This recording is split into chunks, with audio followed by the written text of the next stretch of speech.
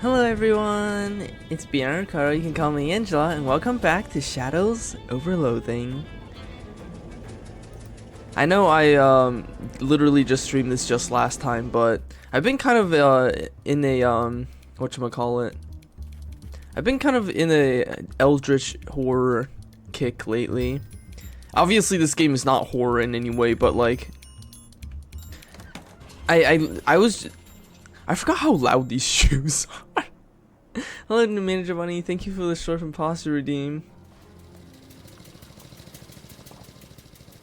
Like, I've been reading a lot of, Lovecraft lately, so I've just been in kind of a mood, is all, you know? What were we doing last time again? Right, we were trying to fight the mob guys. Ah, right, we had a bunch of places to explore. Yeah, so we should do some exploring. But yeah, I've been reading Lovecraft lately, so I've been in a mood for some eldritch theme shenanigans. On the side of a discarded hot dog in the gutter, you notice a rare form of lichen. You squeeze the good grease out of the lichen while carefully avoiding the bad grease from the old hot dog. Ah, there's a messaging hobo code. The code says, "Nice lady, but she only likes salesmen, not salarymen." Oh well, not super useful to a non-hobo, but at least you got some translation practice. Miss Brewster's home for traveling salesmen. They're called tulips, but in this case there are 3 of them. Oh, I get it, tulips. There's some invasive mana lichen growing at the base of the flowers. You scrape it off. Right, I forgot, we're a cryptobotanist, which means we can get stuff from plants. As you enter the boarding house, you discover some kind of a hullabaloo, or perhaps a kerfuffle. A stern-looking middle-aged woman is surrounded by 6 agitated men, all talking over each other. Let's see if I remember how to do this. Gentlemen, I insist you settle down at once. We won't get to the bottom of this with you all acting like panicked school children. Miss Brewster, you've got to call the cops. Ha! What this town calls police, I wouldn't trust to solve a jigsaw puzzle, let alone a serious crime. And I won't have those hooligans turning my house upside down. But there's been a murder. Somebody has got to do something. What you can all do is go to your rooms and let me think. Good gracious. The men file up the stairs, abashed but still fidgeting nervously. Excuse me? Miss Brewster sighs, exasperated. I'm sorry, I don't have any vacancies. Or, well, I suppose I do, but I can't let you have the room until this whole mess has been sorted out. One of those men said something about a murder? Yes, it's absolutely ghastly. One of my lodgers was murdered in the night, and nobody heard or saw anything. I'm practically at my wit's end. Maybe I can help? My name's Lydia Walker. I'm kind of an independent investigator sort of thing. Oh, like the Belgian fellow in the mystery novels. What? Sure. Well, that's marvelous. If you can solve this mystery, I can pay you quite reasonably. Ah, sure. Okay, it's a deal. Thank goodness. What can you tell me about the victim? He was a traveling salesman. All of my lodgers are traveling salesmen. What did he sell? Oh, they come and go so frequently, I am afraid I haven't gotten the foggiest idea. Well, how did he die? I'm not sure. The body is missing. Look, you'd better just go and have a look for yourself. He was in 3C. I locked the door so that no one would mess around in there. Alright, time to do some investigations. God, I haven't really used my voice at all today. I barely talk today. A little note next to the phone says, "Do not use phone." Not a crumb to be found on the dining table. Miss Brewster sure keeps this place spick and span. Tiny oil paintings of previous boarders. The radio plays an agreeable music at a polite volume. This potted flower saw nothing. The bathroom door is locked. Oh right, I forgot. We have a preternatural ability to know which doors are always the bathroom. Only Brewster is allowed in the kitchen. If you're wondering why I have barely used my voice today, it's because I didn't really do anything at work today. I just read. I finished reading that Lovecraft story, In the Mountain of Madness. It's Camino Hat Rack, but nobody's using it at the moment. So I just spent the whole day reading essentially, so I didn't really use my voice whatsoever. Some high-heeled shoes have been left carelessly in the hallway. You're not sure which aspect of this would upset Miss Brewster the most. They'll be safer with you. We got extra high heels. Let's wear some high heels. That sure is how you walk in high heels.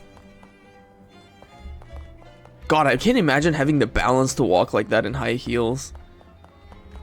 Then again, I'm not really one for heels either. As much as I try to wear them, well, I tried it like once or twice, and it fucking killed the shit out of my toes in heels. The two pointy-leaved plants are holding one frondy hostage. Hi, Gabby. It's room 3C, site of the incident. You unlock the door and put the key in the secret pocket used for things that won't ever need to be referred to again. You step into room 3C and discover... Holy crap! A massive pool of blood on the floor. And like Miss Brewster said, there's no body in sight. Yeah, no, Lydia looks perpetually miserable. It's very amusing.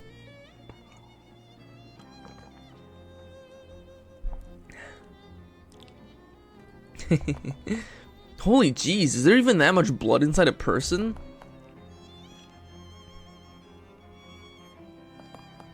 Nothing. Must be shallower than it looks.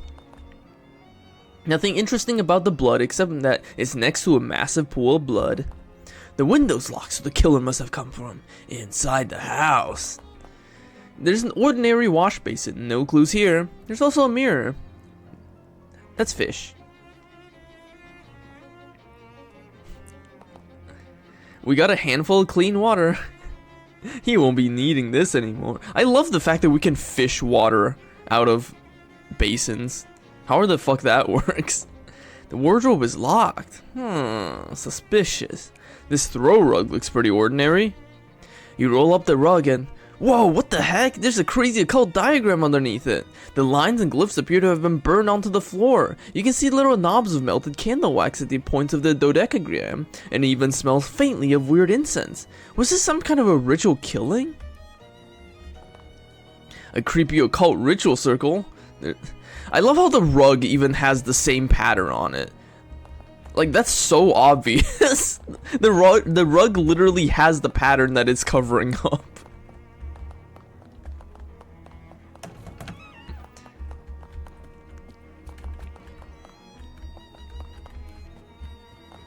Hi, Miss Brewster. Well, Miss Brewster, I've had a look in room 3C. I keep wanting to say C3. Did you find anything? I found a huge pool of blood. It was really gross. Did you find anything else? Yes, actually, an occult ritual circle. What? Oh my goodness! You think it was some kind of a black magic sacrifice? I'm afraid it looks that way, yes ma'am. Well, I've always felt the lodger's religion was no business of mine, but I won't stand for this one bit. Are any of your lodgers involved with the occult, do you know? I do recall that one of them specializes in selling occult supplies and paraphernalia, but I'm afraid I don't remember which one. You'll have to ask around. Okay. Time to ask around. There's no response in 2C, and the doorknob is locked. That reminds me, the other day when I was in the changing room, the doorknob came off. And the coworker I was in there with was like afraid that she wasn't gonna be able to open the door, and she was considering phoning someone from outside. But I just like stuck my finger into where the knob connected to the door, and like slowly turned it very painfully with my fingers like that.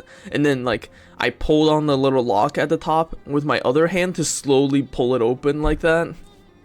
And just like that, I managed to get a door without a doorknob open. It was quite the incident. They had to fasten the doorknob back onto the door because that was gonna be a problem. Room 2D, but really they're all in 2D if you think about it. You knock on the door and a nervous-looking salesman peeks out. What are you doing out in the hallway like that? Don't you know there's a murder on the loose? I'm investigating the murder, actually. Oh, thank God somebody is! What do you know about the other salesman here? I know that there's a guy who sells occult stuff. I give him a wide berth, though. All I know about him is that he doesn't live in the room below the sunglasses salesman. I see. Neither of them are the victim, by the way. Okay, thank you. By the way, I already know what the solution is because I went through this side quest on my first playthrough. Hello, good the Dornacy. It was weird because there was a hole in there, but the thing I was interacting with were the two little metal thingies that the doorknob mechanism actually connected to and turned. But they only jutted out from the hole just a little bit, so I had to really use my fingers, and it was kind of painful actually because it was very hard to turn. You knock on the door. Who's there? I'm not opening this door with a killer on the loose. I'm investigating the murder. Do you have any information that would be of help? There's a salesman here who specializes in cult stuff. That seems pretty suspicious to me. Which room is he in? I'm not sure, but it isn't the one above me. He doesn't live on the same end as the hallway as the victim either. You knock on the room. You knock on the door, and the salesman sticks his head out. Yeah? Oh, hey, I know you. Oh yeah, you're the guy selling pants from before, right? That's me. What's up? Wanna buy some pants? Not right now. I'm investigating the murder. Ah, yeah, real grisly business. Do you know the other salesmen that live here? Not really. Just the guy who sells those little Derringer pistols. He was complaining about the guy who lives right above him. That's the trinkets and baubles guy. Cause he keeps making a racket like dropping stuff on the floor at night. That probably doesn't help you much, though. Well, it's something. Thanks.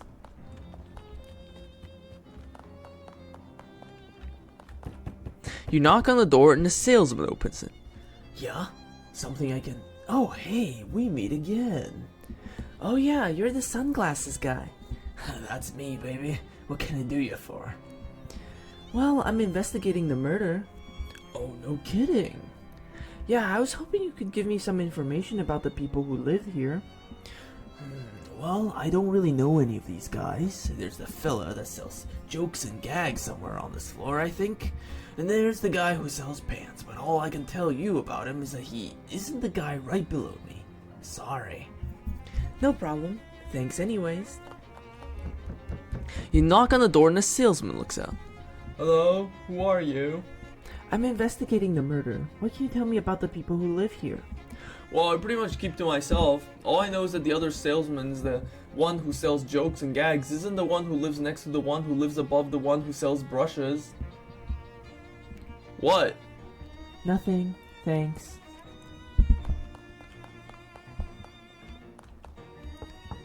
You knock on the door. A voice calls out without opening it. Hello? Hi, I'm investigating the murder. How well do you know the other salesman here? I don't know any of these guys. Although I think there's a guy who sells brushes who's neighbors with a guy who sells pants. Okay, thanks. If you're wondering, I already know the solution. Wait, did I already say that? I feel like I already did. But yeah, I already know the solution because I did this on the previous playthrough, so I'm just gonna get the answer. Excuse me, Miss Brewster, who lives in 2C? They didn't answer and the door's locked.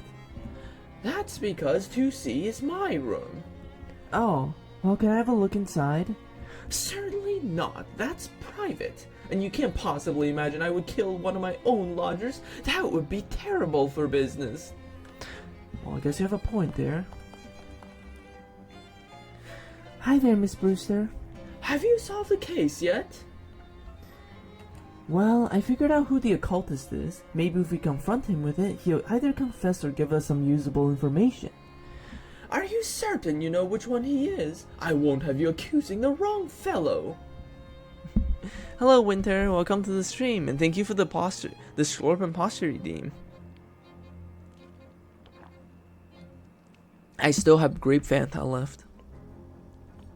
It's pretty cheap at the supermarket, honestly. It's like 178 yen for like a good sized bottle. Yeah, I'm pretty sure. Alright, shall we gather everyone together at the scene of the crime so you can do a dramatic reveal like in the novels? Sure, if you want. I must say, this whole murder business is simply dreadful, but it's the most interesting thing to happen here in years. You head up to 3C, and after a few minutes, Miss Brewster meets you there, with the salesman in tow. Alright, well, I suppose you're all wondering why I've called you here today. I assume it was so you could tell us who did the murder. Yeah, that was my guess too. Yeah, right. Well, as you can see by this weird circle on the floor, this killing probably had occult significance. Therefore, the most likely candidate is the occult goods salesman, who is... The guy in 3C. The guy in 3C. That's this room, the victim's room. Well, what I mean to say is... Suddenly, the wardrobe door flies open and a salesman jumps out. Haha, I fooled you all pretty good. What the? Who the heck are you? I'm the victim. I sell jokes and gags and stuff. How do you like my new giant fake rubber pool of blood? Isn't it a scream? Oh my god. Here, let me give you something for being such a good sport, kid. We're in good health. Now, if you'll all excuse me, I gotta roll this blood back up, and 9 people in this tiny room is 8 too many. We got the Foot's ring. This ring bears the insignia of the Fraternal Order of Traveling Salesmen, which is difficult to make out at this small size, but it might be a farmer's daughter? This game does have a lot of elders, actually. There's a lot of old characters in this game. And the writers, they really like their gilfs. The writers really like their gilfs. Well, at least that was all resolved with a minimum of fuss. I hope you don't expect to get paid after a dismal attempt at mystery solving, though. Well, at least it was an experience. Wait, did that count as a fail? I thought for sure that counted as a success, but I guess that counted as a fail because I didn't... Huh? Oh, I think I have an idea. I think I was supposed to figure out who the occult salesman is, but then point to the fact that the murderer is someone else who is not the occult salesman. Well, I guess that's my second time at failing this side quest. Oh, whatever. There's always a next playthrough I can do this. I mean, this is literally the very first chapter, so it's not exactly hard to get to this point. Oh! Yes? Was there anything else you needed? Can I use your bathroom before I go? I've been here kind of a long time and... Yes, alright, here's the key. Got the bathroom key. Putting a lock on the bathroom door, making it so people have to ask you for the key every time they want to use it, is a great way to make everybody hate you. There we go, you return the key to Miss Brewster. Ah, Miss Brewster probably bought this bathtub from one of her boarders. I almost said hoarders. After a brief struggle, you reel something in. We got a soggy used bandage. Ew. You hope probably in vain that the water has washed off some of the previous owner's fluids. You caught something. We got a handful of clean water. We got some nasty goo. Oh, it does 10 sleaze damage. That's pretty good. There's a little sign on the medicine cabinet that says, take whatever you need. How generous. Most places would reserve this stuff for people who actually live here. It's a trove of tinctures and toiletries. We got a styptic pencil. We got rhino balm. And we got gauze pad. Hold on. Let's fish in the toilet. This is where the traveling salesmen do their most important business. I need to fish in the toilet more often. You fish some fine jewelry out of the toilet. We got corroded cufflinks. Some confused salesman must have mistaken these cufflinks for a pair of I don't know why I said dread goldfish. They give me +1 moxie. I can't imagine how that would possibly give me moxie. God, can you imagine if it's a dread cufflinks instead? Anyways, let's flush it for 15 EXP. Good God, that is a lot of EXP. Oh, that looks pretty good. I kind of want... Not gonna lie, I kind of want +5 EXP from fights because that will allow us to level up so much faster. And then again, +5 from gathering is not bad too. Cause we can gather pretty frequently. Yeah, sure, let's do that. Photosynthetic. You learn some tricks from your friends in the Plante Kingdom. This also gives us HP regeneration, which might be helpful in fights. With the mystery solved, there's nothing worth going upstairs for. Oh, bye, Miss Brewster. Sorry I failed your quest again. Well, let's go somewhere else. How about mailbox? A couple of unruly young hooligans are standing on the street corner ahead of you. They're dressed in white chef outfit, and one is practicing the baseball bat swings with a large baguette, while the other coughs inside a large... Oh, it's the Doughboys again. Let's just kick their ass. This is a lot of guys. This is way more guys than I expected. At least I can one-shot this tentacle.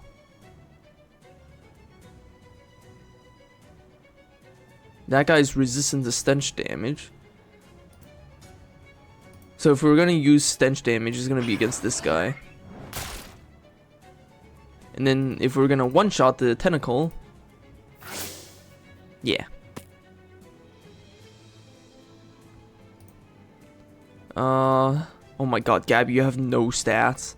Anyways, hit the Jiff the Flower Stormer. Let's see. I do 8 damage. I can also hit this guy.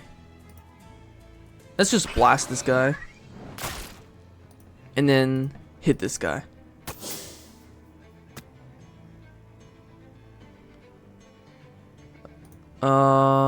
Heal. Gabby is just way too weak to actually do anything. It's the problem. Blast this guy. And bam. Ow. And finish this guy off. Blast. And hit. You won! Looks like they spent too much time loafing around. Got EXP. It's a random stranger's door. Who's there? Kama. Kama who? Kama food. Sorry, I don't know anyone named Kama food.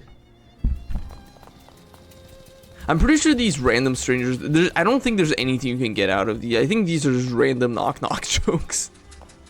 Anyways, hi, guy. The guy reaches down from his perch to shake your hand. Hi, I'm Marvin. Hi Marvin, I'm Lydia. What are you doing here? A stunt? A stunt?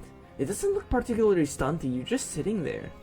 Yeah, but I've been sitting here for... He looks at his watch. 7 months, 15 days, 9 hours, and 41 minutes. Why? Why? It's a stunt. Okay, but are you protesting something or trying to attract attention to some kind of a cause? Nope. Do you have any money riding on this? Is it for a bet or a contest?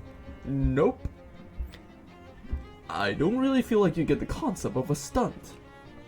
I guess not. Say, would you mind helping me out with something? Sure, what's up? I've mainly been eating snackle cakes while I've been up here and now I'm out. Can you go grab some more for me? Snackle cakes? Oh, are you serious?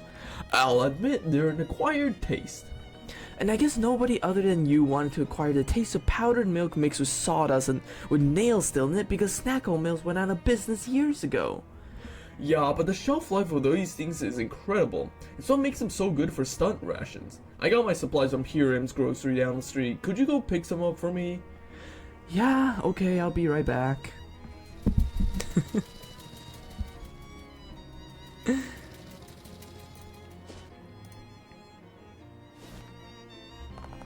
A filthy trash can. Dig through it? You know it. Your efforts are rewarded with a single shoe. Let's check for a second one. There isn't a second one. We now have a single shoe. A bored-looking hobo lounges against the wall of a decrepit building. Hi there. I'm Lydia. Samuel? I'm looking for Hiram's grocery. Is this it? When? Have you been standing here the whole time? What are you doing here? Waiting for what? You're looking for work? I don't think, considering that this store is pretty much thoroughly closed, I don't think you're gonna find any work here. It doesn't look like to me like another store is gonna open here anytime soon. Here, maybe you can take a cab to a different store or something? He tips his hat to you and whistles for a passing cab. Bye, Samuel. The door is not excited about the idea of you going through it. Well, let's pry it open. You crowbar makes short work of the boards. Wow, it is dark in here. The shelf is littered with various pieces of trash. You find a mercifully unopened tube of lip balm. If you wrap a candle in tinfoil, it's just weird trash. But if you open it, if you then print the words lip balm on the foil, it's a must-have consumer product. Even mice would be disappointed with this shelf. An empty shelf, unless... No, it's empty. Unless... No, it's definitely empty. But wait! Listen, it's empty, I promise. Ah, fine. Oh, wait, what's this? What? What? Just kidding, there's nothing. The counter is dusty and long abandoned. The register is empty unless you know someone who accepts mouse droppings as currencies. You find an old invoice for a shipment from the Snackleville's factory, which is marked as never having arrived. The factory's address is listed. It's one you already knew about. This counter is dusty and thoroughly searched. The only thing left on the shelf is a pair of rusty tongs. We got barbecue tongs. You grab the tongs wishing you had a different pair of tongs to do it with. Equally symbolic of idyllic summer relaxation or flesh-searing carnage. We really gotta check this empty shelf. Ah, cool. Barbecue tongs is strictly better than trench spork because it does elemental damage. Elemental damage is super good. This shelf is so empty, it doesn't even have a shelf. Well, let's go to Snackle Mills. In an alleyway, you encounter some poor street urchins struggling with their math homework. You give the kids a few pointers about math, and the insults they hurl at you in reply do nothing to diminish your sense of smug satisfaction. This truck is laden with crates of Snackle cakes, the worst snack food ever developed. You really take the cakes. It's a case of Snackle cakes, and they're the chocolate kind, which you never liked. Empty vegetable oil drums. Some kind of a weird knobbly rock. This crate is full of baking soda. The tarp is there to keep the vinegar from getting into it. The loading dock door is slightly ajar. It looks like the abandoned factory has been occupied by one of Ocean City's various gangs of street hoodlums, namely the Doughboys. They're hanging out in here in their leather jackets and white aprons, bragging about their sourdough starters and using rude words like focaccia and son of a brioche. Or they were until you made that huge racket in getting in here, and now they're staring knives at you, and also pointing knives at you. And they're bread knives, which are serrated, so you really don't want to get stabbed with one. Hi Gabby, how'd you get here? A huge mound of loose sugar. They really bet everything on these terrible Snackle cakes. Doughboys are clearly less aggressive than the other street gang in that they're glaring at you and muttering angrily to each other instead of just having attacked you. However, it's also clear that you aren't getting past them without a fight. Let's kill the shit out of them. There's a lot of them. I can blow this guy up in one turn though, so I'm gonna do that with my normal attack. I can also blow this guy with one hit.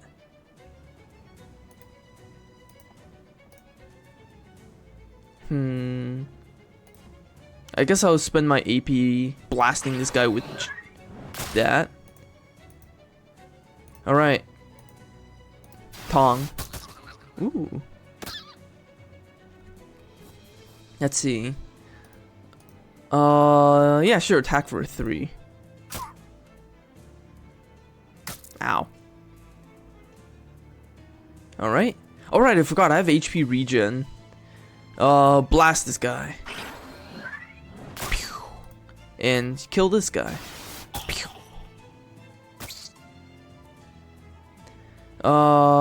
Let's just heal. And blast this guy. And kill the last guy. Pew. You won! They should call you too much soup because you just spoiled these cooks.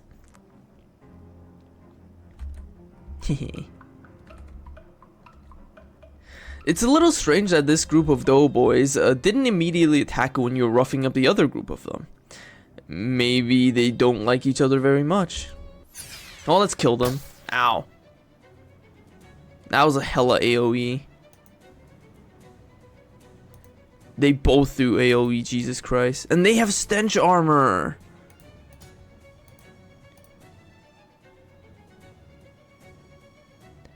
We'll hit this guy with this. And I kind of want you to use a bomb.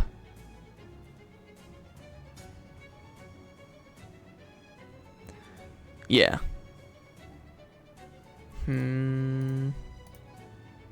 What do I have?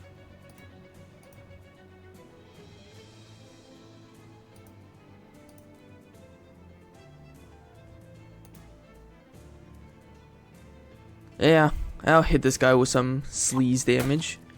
And then I'll blast him.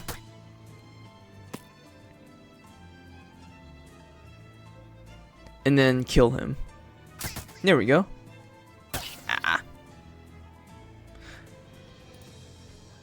Blast this guy. And kill him. Attack.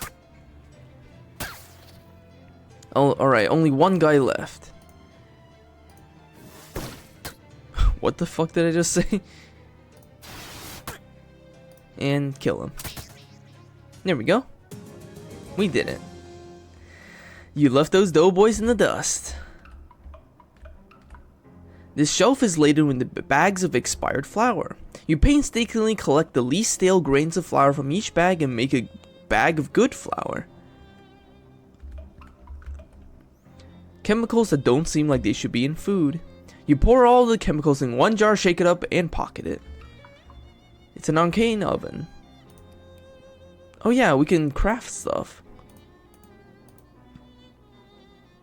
I don't want any of these though. This must be the boss's office, since it is the only office. The leader of the doughboys, identifiable by the fact that he has a greasier hat and more rivets on his jacket than the other doughboys, if not by the fact that he's in the manager office, doesn't notice you when you enter. He appears to be focused on several large piles of wet bread dough lying on the ground before him.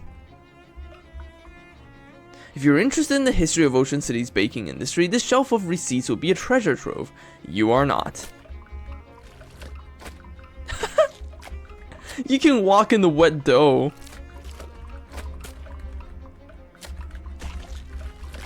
I'm just like crawling around in this pile.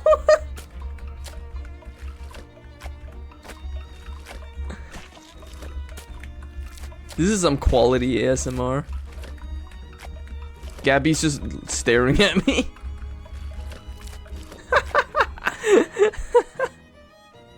Okay. The boss doughboy has not taken notice of you yet, but he's probably not so dense that he can get any closer before he does. What the? Who the hell are you? Halva isn't really bread. Oh, fine. Get the halula out of here then. What's halula? It's a sort of Chilean flatbread.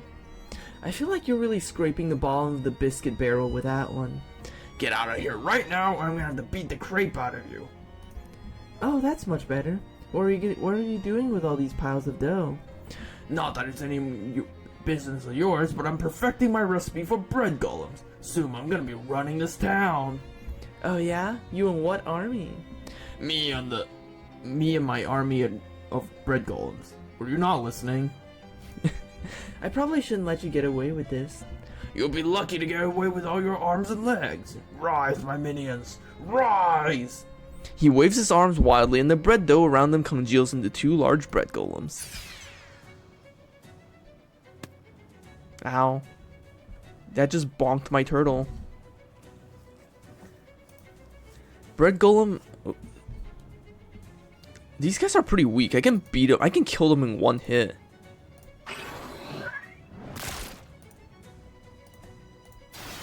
Pew.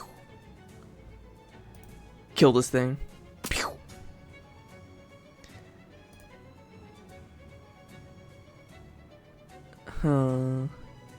We can kill this guy. He's not that tough. He's really weak. Pew. He's like a low-level boss. Pew.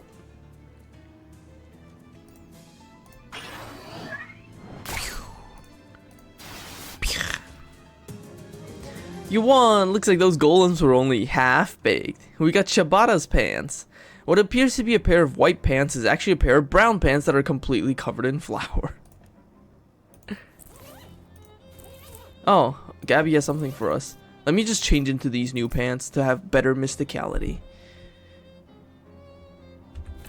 What's up? This is getting fun, getting into fights. You like a good fight, Gabby? Yes, there are not usually so many fights around here. What an excitement it is. I notice you do a lot of slapping. Do you know how to make a fist? A what? Here, look. You curl your fingers in like this and put your thumb over them here. That's a fist.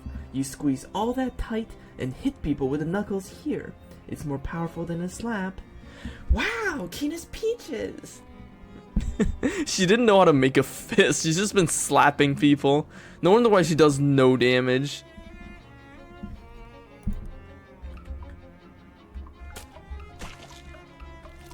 The boss's desk. You pilfer everything of value. That text went away too quickly.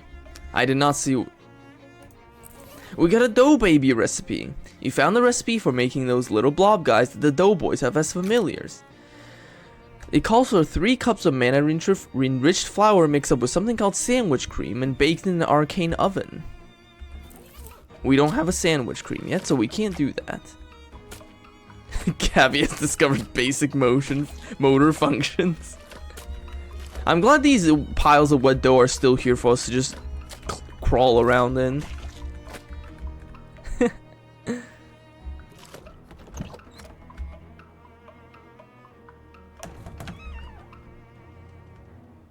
This must be the front door to the factory. Wait, is this the front of the factory or the back? We will never know. Well, we got the snackle cakes. Here, Marvin. Any luck getting those snackle cakes? I'm really jonesy for whatever it is they use for frosting. Yeah, I found some. Here you go. Thanks a million. Here, take some meat for the cakes, and also I'll give you some sitting tips. That's a lot of fucking meat for the cakes. And now we also got Expert Sitter, which also gives us +1 Moxie. You're so good at sitting down that you make it look even easier than it normally does. Thanks, Marvin. Big preesh. He's still on the mailbox, but thanks to you, he's no longer hungry. We got stats. Well, let's go do some other side quests. Oh, it's the meat man again. St. Polycarp's Cathedral. Hey, hobo code. Meat stash 4th tree to the left of the church, back row. 1, 2, 3, 4. There's a little hole in this tree. This must be what the hobo code was talking about. It's a wallet. Thanks kindly, hobo. We got an old wallet. You rifle through the wallet and there's nothing interesting unless you're interested in meat. We got some money.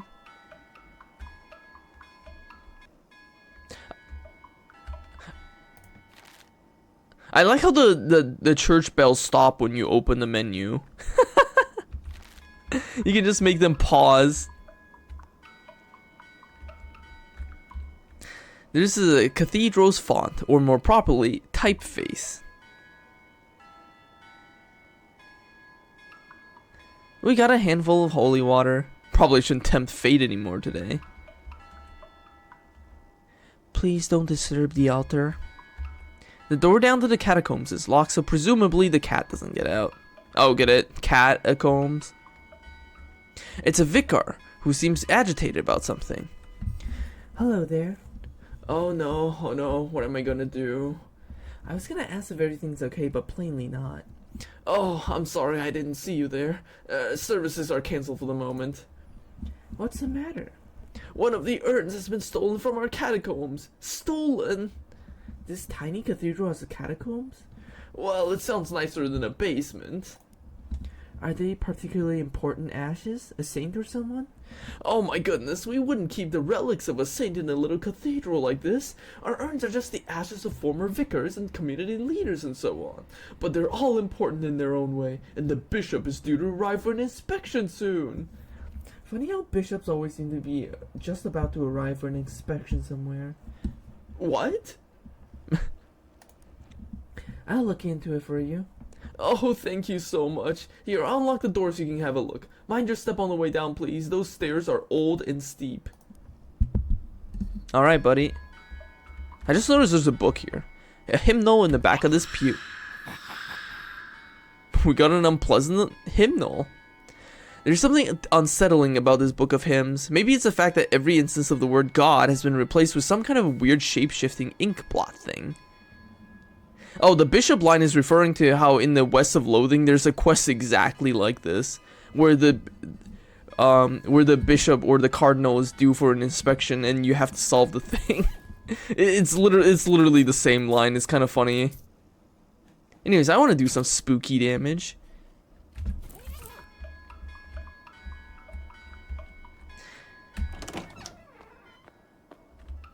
Spare urns. This is a big crate full of identical empty burial urns. Must be spares. Fancy pedestal with an old urn. Fancy pedestal with an old urn. A fancy pedestal with nothing. Very old manhole cover. It's the guest book. There's 3 latest visitors are Don Coverby visiting from Saskatoon. Oh, that seems like a dead end, and they sure have some weird names up in Canada. Charles Wallace, 111 Plunkett Street. Huh, that's the address of the antique store. You have to ask Charles about that the next time you see him. Captain Augustus Sturch, 23 Kerwin Avenue. This one might be worth following up on.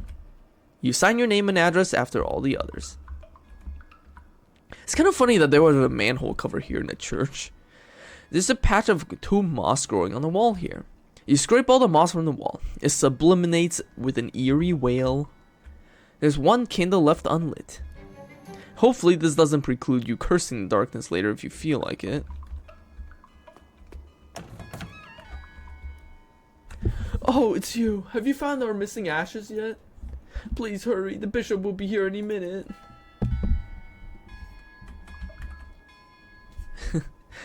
The vicar is still really agitated about his ashes being stolen. Well, not his ashes, you get what I mean. I find it kind of funny that, like, whenever there's a church or something in the Loathing games, they're always Catholic. There's never any Protestants in the Loathing world. Hey, Charles. You take a wrong turn into a dark underground coffee house just as a thinly mustachioed man demands any decent person to defend the formal vulgarity of Joyce's Ulysses. I don't have enough moxie. Bye, dude. Protestants are not really. They certainly don't have the big fancy cathedrals. Anything I can help you with? Charles seems preoccupied. He keeps checking his pockets and the drawers of his desk. Lose something? Yeah, I seem to have misplaced the chuck key to my drill. What's a chuck key, Chucky? Charles raises an eyebrow. It's a little twisty thing for tightening the chuck on his drill. Any idea where you lost it? Can't have gotten too far. The cord on this thing got stuck in an outlet. It's not long enough for me to drill anything that isn't in this neighborhood. Well, I could help you look for it. Oh yeah, that'd be great. Like I said, it's gotta be nearby. Just wander around, I'm sure it'll turn up. There's a button on your map labeled Wander that will allow you to have a random encounter without going anywhere. You can also wander while still looking at the map and pressing space. Not yet. Hey Lydia, I need luck finding my chuck key. Haven't found it yet, sorry. No worries, I'm sure it'll turn up. So what can I do you for? I saw your name in the visitor book at St. Polycarp's. Oh sure, I do a little whittling to pass the time now and again, and sometimes I go to St. Polycarp's to look at their gargoyles. Here, have one. He opens his desk drawer and tosses you a little wooden gargoyle on the leather cord. Oh neat, thanks. We got a gargoyle charm, which gives us +1 spooky armor. A little wooden gargoyle on a leather strap, whittled by Charles Wallace. The base is a motto, "Keep on truckin'," carved into it. We don't really need it though.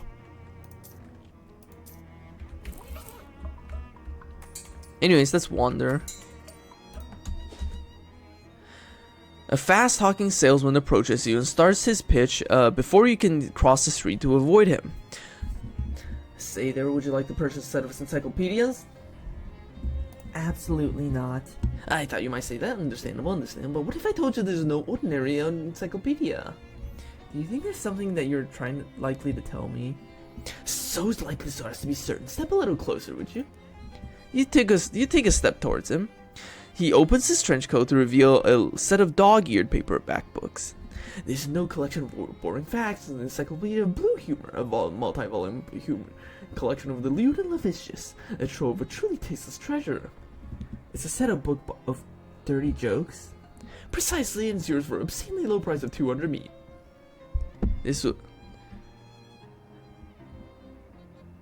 We have more use for 200 meat right now. We don't really need to upgrade our sleaze armor. No thanks. I see, you want the book and you just don't want all these people seeing you buying it. He sweeps his arm around, gesturing at nobody. Oh, what people? I just don't want it. He winks. I'll find you later, somewhere more private. Gabby, oh, it's a Gabby candy again. You see a glint of metal underneath a nearby bush. Hey, this must be the thing Charles Wallace lost. We got Charles' chuck key. Charles says this thing performs some kind of a drill-related function. Hey, Chuck. Or, I mean, Charles. You hand Charles the key. That's it. Thank you. Where'd you find it? Under a bush. Oh yeah, probably the bush I was drilling holes in the other day. Well, he's just drilling holes in a bush for fun. That's his hobby. Let's go to Dirch's house. You pass by an alleyway where two women wheeling. It's the it's these ladies again. The Tin Lizzies. Let's just blow them up.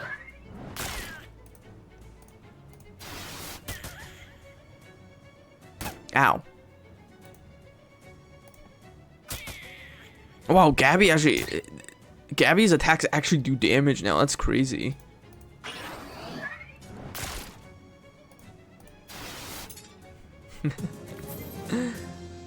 There we go. We got hand washing gasoline. Why do all the rocks in his yards have creepy glyphs painted on them? Weird. This rock has a date painted on it. November 10th, 82. Okay, got it. I almost read the date backwards. This rock is steaming.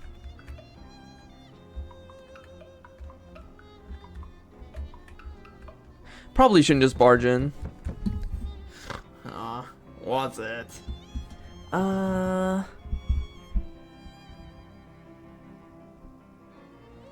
selling these fine leather jackets. Don't want any, buzz off. I'm from the Municipal Census Bureau. There's nobody here but me and these 4 urns. Urns? 5 urns, go away. I'm the milkwoman. Got your milk. I ain't drinking that fat water, get lost. Congratulations, you won a sweepstakes. Fat chance, never won anything, didn't. Hello? Didn't want enter no sweepstakes, no how, scram. We gotta figure out what makes him tick. So we gotta come back here later.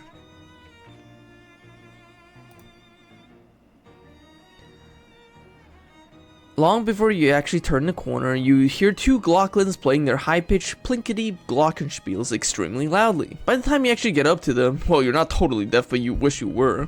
Jeez, can you two tone it down a bit? Tone it down, see you? What about we tone it up? They start playing even louder. It's as if someone overloaded a Tommy gun with pixie dust and shot you through the ears. Let's kill them. I'm in the mood for violence.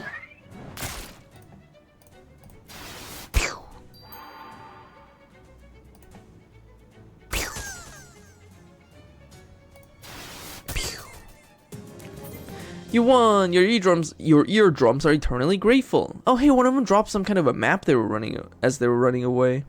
An advertising flyer for Glocken... What? The flyer says that Gideon's Glockenspielery is your one-stop shop for Glockenspiels and Glockenspiel accessories. It helpfully actually includes the address.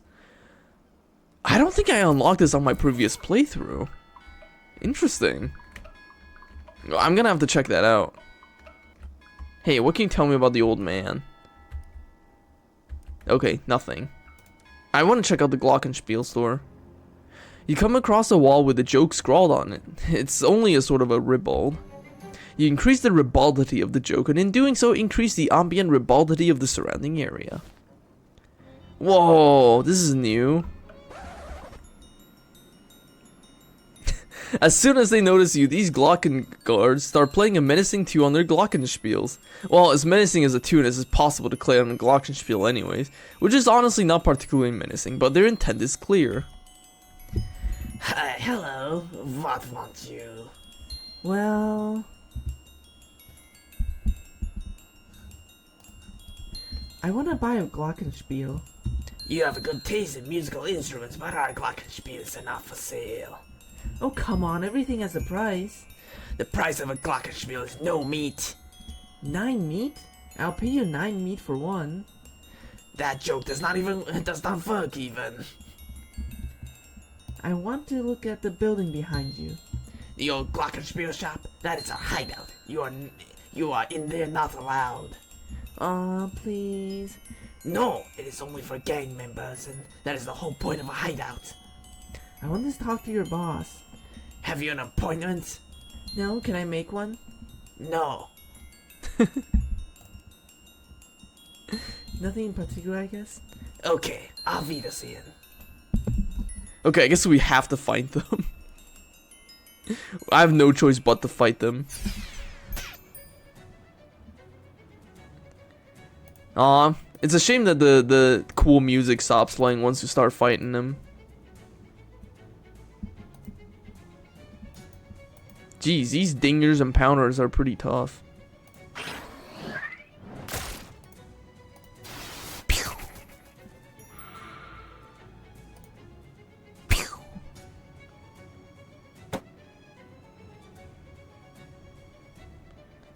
Let's just kill this guy. Pew. Pew. You won! The path to the Glockenspiel hideout is now unobstructed. Hard times for non-Glockenspiel businesses. Oh, what's this? The owner of this place added a huge wasp nest in case the keep out sign wasn't sufficient. The Glocklins have really bled the store dry. No slats, no ringers. This Glocklin is pounding furiously on their Glockenspiel. It sounds like the background music they used in the war documentary if the documentary was about dogfighting raids made by an air force consisting entirely of butterflies. This goblin is pounding out music that sounds like a quaint mountain village being completely wiped out by an avalanche of tiny sparkling jewels. This Glocklin is pounding the Glockenspiel like their life depends on it, filling the room with what exciting boss fight music could sound like in magical starlight fairyland. This goblin is hammering out music that sounds like tiny crystalline snowflakes combining together into a blizzard that destroys the entire Midwest. This goblin looks a little tougher than the others. Also, they're at the back of the room, so they're probably the boss. They look both delighted and outraged to see you. Since that's a tricky combination of emotion to imagine, let's just go with excited. What if I just talk to this guy? As you step closer up to speak with the goblin, you notice that they appear to be wearing authentic German lederhosen, rather than the makeshift shorts and suspenders getup that the other Glocklins are wearing. Not that you're an expert in the traditional European fashions or anything, though. They sneer at you with glittering eyes. So, you break at my house in and beat my gods together?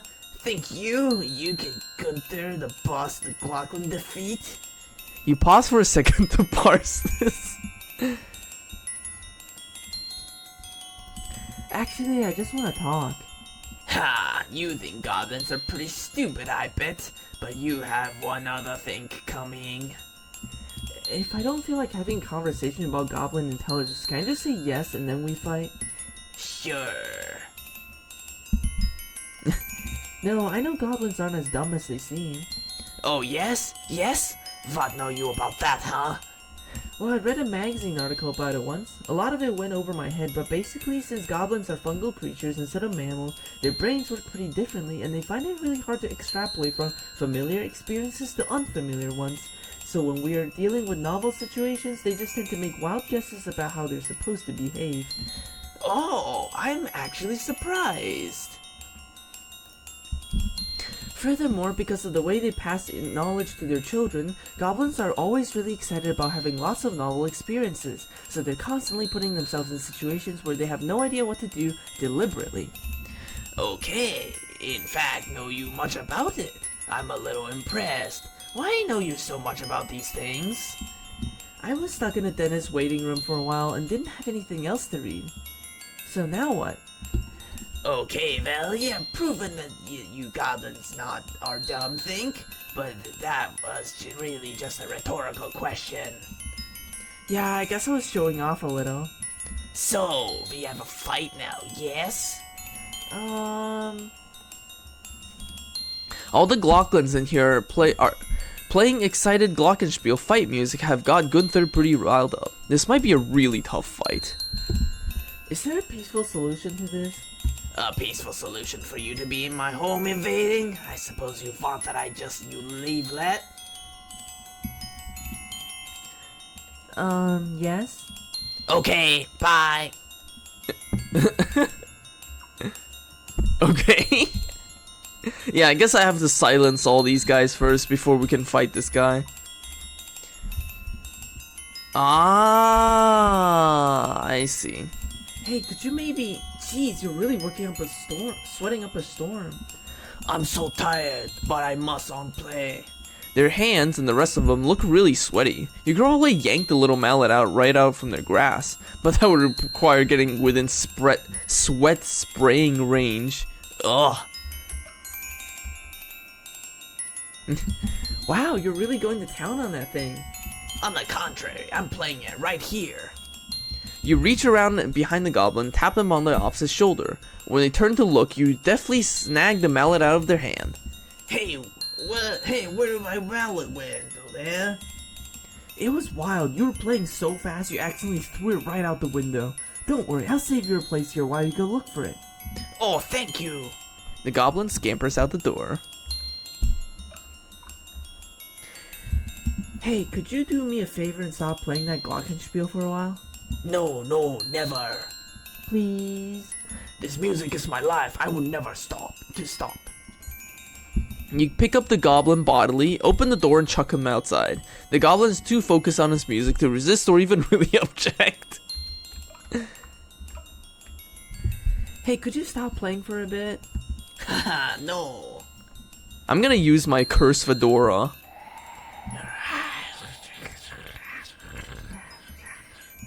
Oh, what say you? What language is that? Oh, I was just saying you should stop playing the glockenspiel for a while. Okay, sure. They put down their glockenspiel and stand there placidly. They stand so placidly they have disappeared. Okay, I think I can fight him now.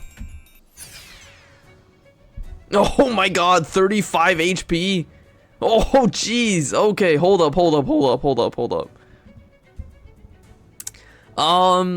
Let's debuff this guy. I think that's what we need. Gross vegetables, go. There, now he does significantly less damage. Let's also debuff his Moxie too. Seems like we'll actually need Parmesan Missile here. There.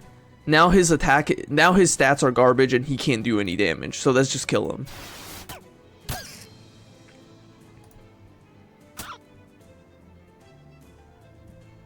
I'm glad I had so much to debuff him with because holy crap. He has a pretty strong AoE. Yeah, no, our Curse Fedora is actually really useful.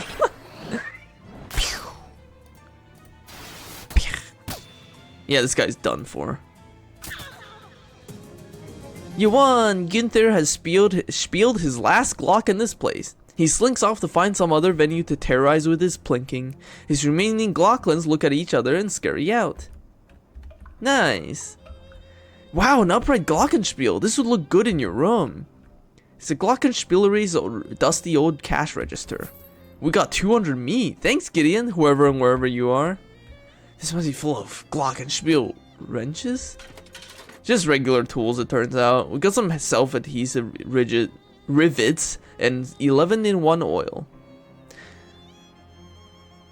Oh, it's because I got a weird shoe on. I got a single shoe on, so I walk like that.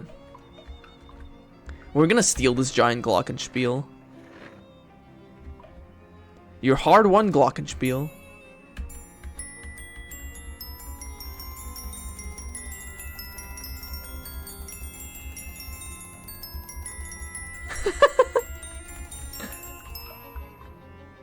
Okay.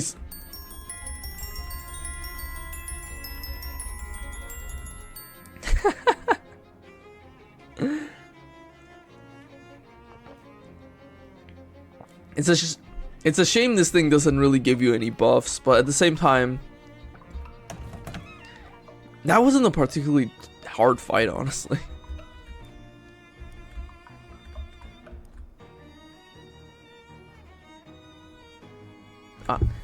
Hi Lydia, how goes the hunt for the watch? I think I tracked it down, but I need a bunch of meat to get to it. What, is it like stuck in a gumball machine? I tracked down the owner of a refrigerator warehouse, but I need to bribe some mob goons to get in. Ah, sorry kiddo, I already gave you all the walking around money you could spare. Maybe you could find some odd job somewhere? Gross, any suggestions?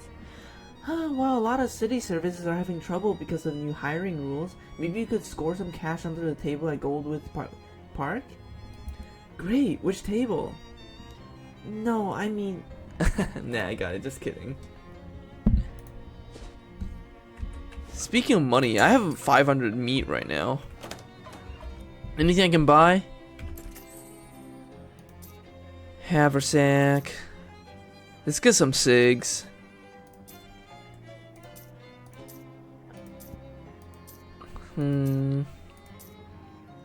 Oh, we could have gotten Sleaze armor from the sardines. Oh, well, nah, that's not stench armor. Was it Sleaze or stench? I don't remember.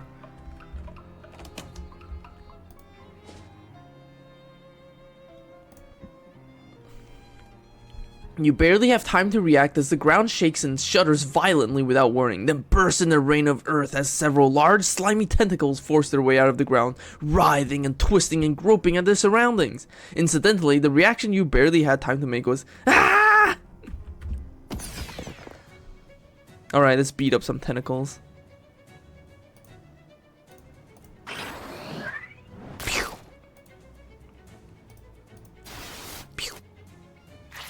Ow. Waste them. Pew. Takoyaki. Oh jeez, holy crap, they do a lot of damage. Oh my god. Yeah, takoyaki is pretty good. I didn't expect them to hit that hard though, Jesus Christ.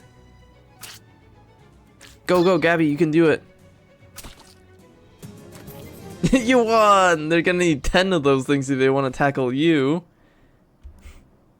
You follow a trail of disturbed earth and cracked pavement from the place where the tentacles popped out of the ground to the place where presumably they popped in. And by presumably I mean obviously, because that place is a house with slimy wriggling tentacles poking out all of its holes.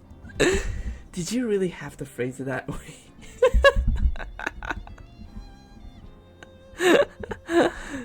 I want to go to the tentacle house. Wow, are you sure? Yeah. Okay, it's your super gross funeral.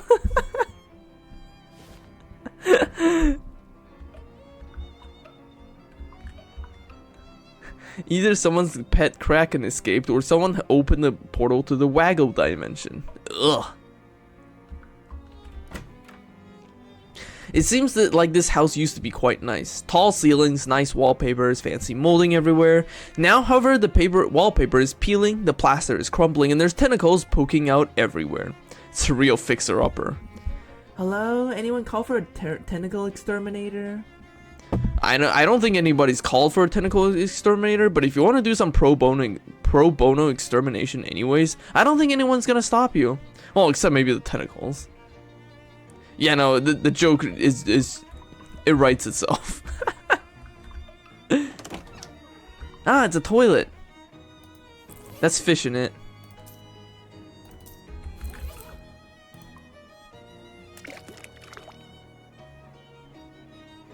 Your hook comes back with a tiny ring now. We got a toilet ring! At the start of combat, poison all enemies for 2?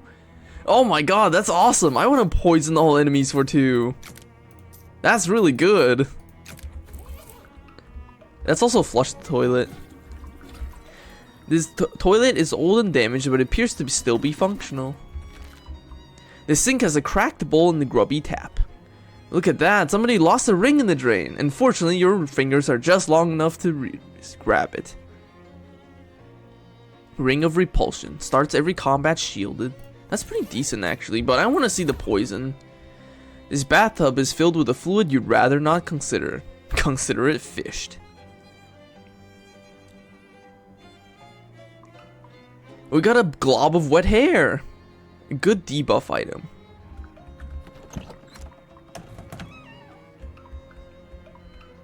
Oh swell, massive colony of roaches in the walls. This house is a real peach. The stove is remarkably clean on the outside. Haha, yes, all the filth is on the inside. That makes sense, I guess. These tentacles must have been in the mood for a snack. Let's give them an attack instead.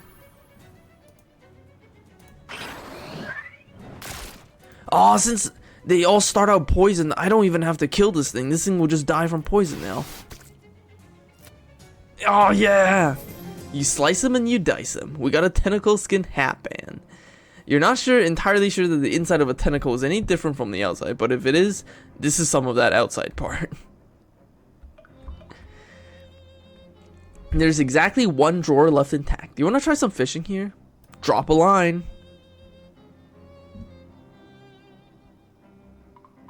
You caught something. We got a handful of dirty water. Oh, we can keep fishing. We got more dirty water.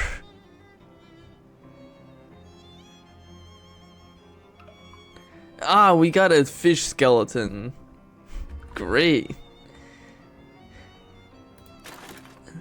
Ah, we got the junk drawer. We got a comfy hat lining and a paper clip. Wait. For a multinational treatise to a 4th grade homework assignments, the humble paperclip has dutifully girded our sheaves since whenever the humble Why does this include stench armor? What? Sleeping with the fishes. Alright, let's upgrade our comfy hat lining. We now have a comfy, terribly cursed fedora.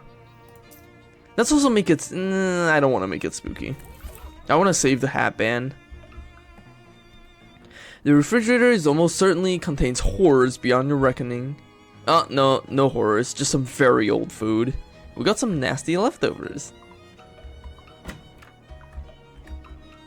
These 3 tentacles have burst from the floorboards here. Let's kill them. Yeah, Lydia's expression is perpetually distressed. That's just Lydia's face forever.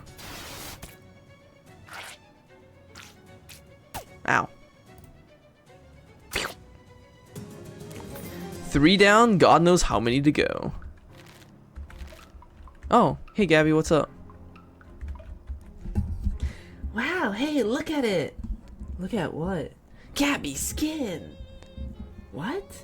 Gabby holds out an arm. Her skin does seem a little different, like it's getting tougher and leathery in places. Gabby is adapting to the prevalent conditions. Huh, I didn't know goblins could do that. I'm a little jealous. She got 3 physical arms. That's pretty good. That's pretty strong.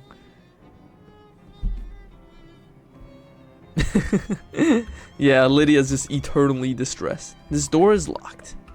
Rickety stairs to the 2nd floor.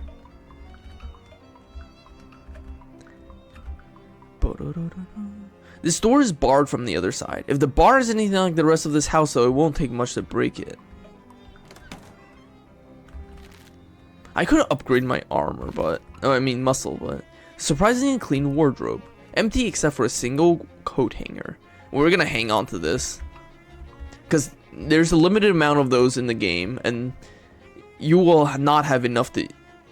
There's more things you can use the coat hanger on than there are coat hangers in this game, so I'm gonna hold on to that. For even the 2nd story is infested with tentacles. Ow.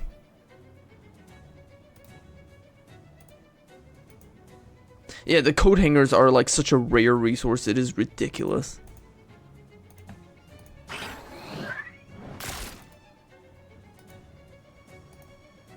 Oh wow, these things are tough. Pew.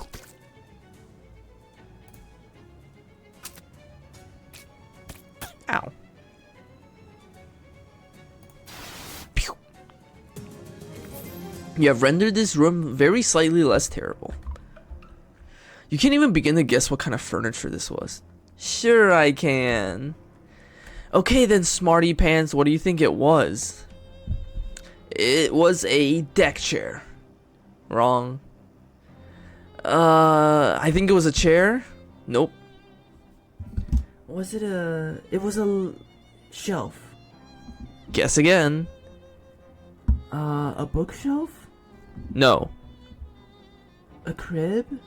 Guess again. Was it a desk chair? Incorrect. Guess again. A bed?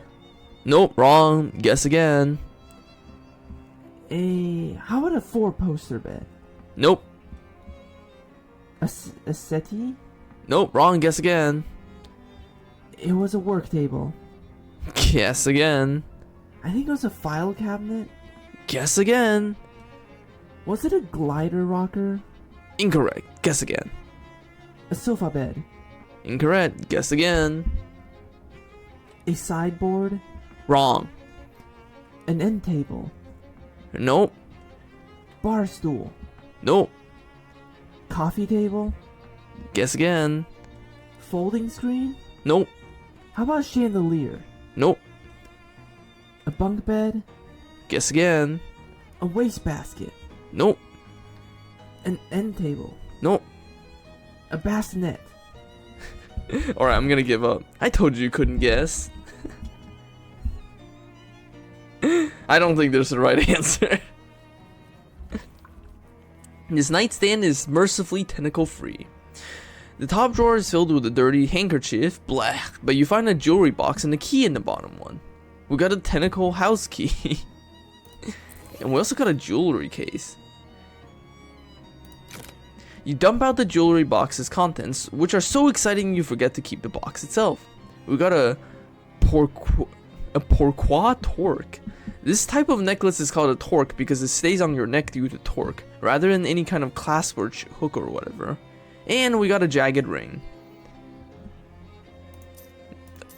Nice. I'm not gonna use either of those. Alright, let's bust open that door. I haven't eaten food today yet, so let's find a food.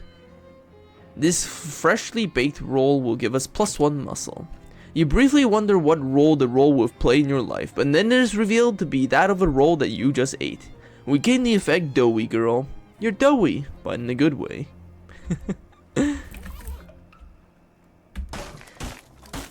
Okay, it was a little harder than expected. There's hardly anything left of whatever this was. The nightstand is battered but mostly intact. The bottom drawer is full of old horse track bedding forms, but the top one contains a wallet and a creepy locket, each with only a minimal amount of crud on them. The old wallet means money. And the creepy locket, the inscription reads Melinda, my love, but the picture is just a crude drawing of a single eye. That's pretty badass, I like it. This bed must have fallen victim to especially hungry bedbugs. Ironically, this house's backyard looks really nice. This mirror has, to your surprise, avoided damage. Oh yeah, the currency in the world of Loathing is meat. In every Loathing game, the currency is always meat. Termites have conspired to make it look like this wardrobe has one giant bite taken out of it instead of thousands of tiny ones. This door is locked. You leave the key in the lock for safekeeping. Jeez, it's dark down here. A shelf full of long expired cleaning products. The cellar is too dark, way too dark for you to go any further. Yes, you have a flashlight, but you and I both know that flashlights are only good for making dark places visible, not for making them any less scary. Oh, okay, so I straight up cannot proceed. Ah, there's a fuse box here though. All the fuses are missing. That explains the lights, I guess. I don't have any fuses. I guess I don't have any fuses, huh? Price of one burger is one burger uncooked. Then again, the meat kind of looks like it's steak. Can you imagine how... Actually, I guess steak burger is a thing. I don't know why I said can you imagine. You notice a pile of yellowish white grit in the middle of the road. You catch a whiff of it and identify it as a muscle corn. Must have fallen off a truck and then been run over by a series of different trucks. It's powerful stuff, you shouldn't let it go to waste. You carefully separate the corn from the asphalt. It's like separating wheat from chaff, but with a more modern spin on it. Can I buy any fuses? Do you have any fuses? You don't got any fuses. I guess I can't complete the tentacle house yet. Let's go somewhere else. Let's go to the chop shop. A thin, nervous-looking man in a suit stops you. Excuse me, man. Do you fear for your safety in this dangerous city full of hoodlums and criminals?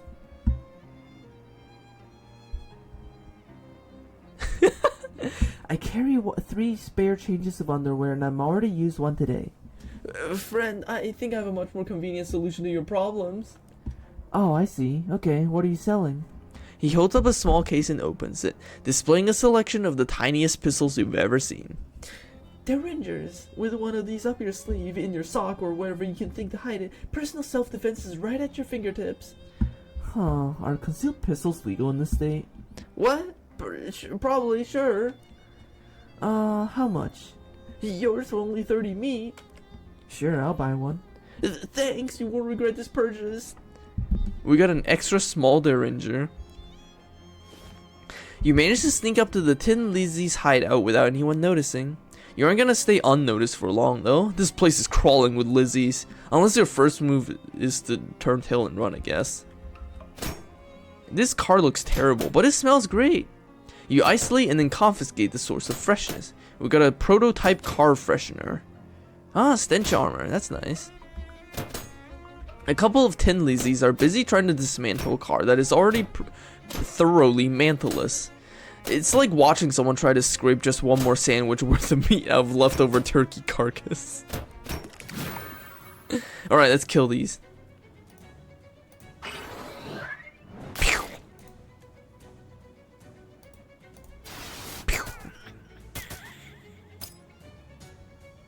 I like how the wrenches can be poisoned.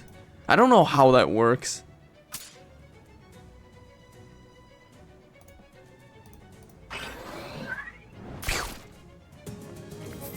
You successfully got revenge for that poor car. You really ought to put it out of its misery. Maybe that's worse. Yeah, no, this world is very interesting. We got some greasy gloves and some other stuff. Spray on asbestos. It's just an old oil barrel. Since it's open, it's full of rainwater. We got some hand washing gasoline. We got a filthy rag. We can do stench damage. Oh, it's in muscle. We have little use for that. We got a face grease. We got enough stuff out of here for today. A bunch of Tin Lizzies are hanging out here. Their attention is focused mainly on something further to the right, but the camera doesn't move far enough for you to see what it is.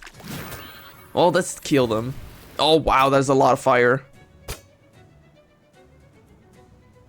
Ow. Jeez. I am very much on fire.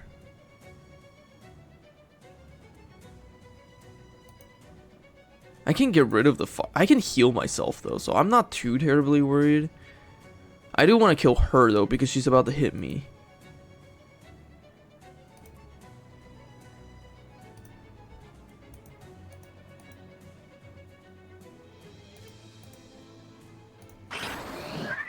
I don't have any AoE yet, but I do have pretty good attack.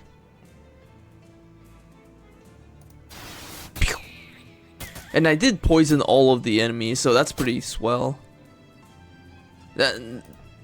Gabby, heal. Honestly, the poison effect at the start of battle is more or less the best AoE I have.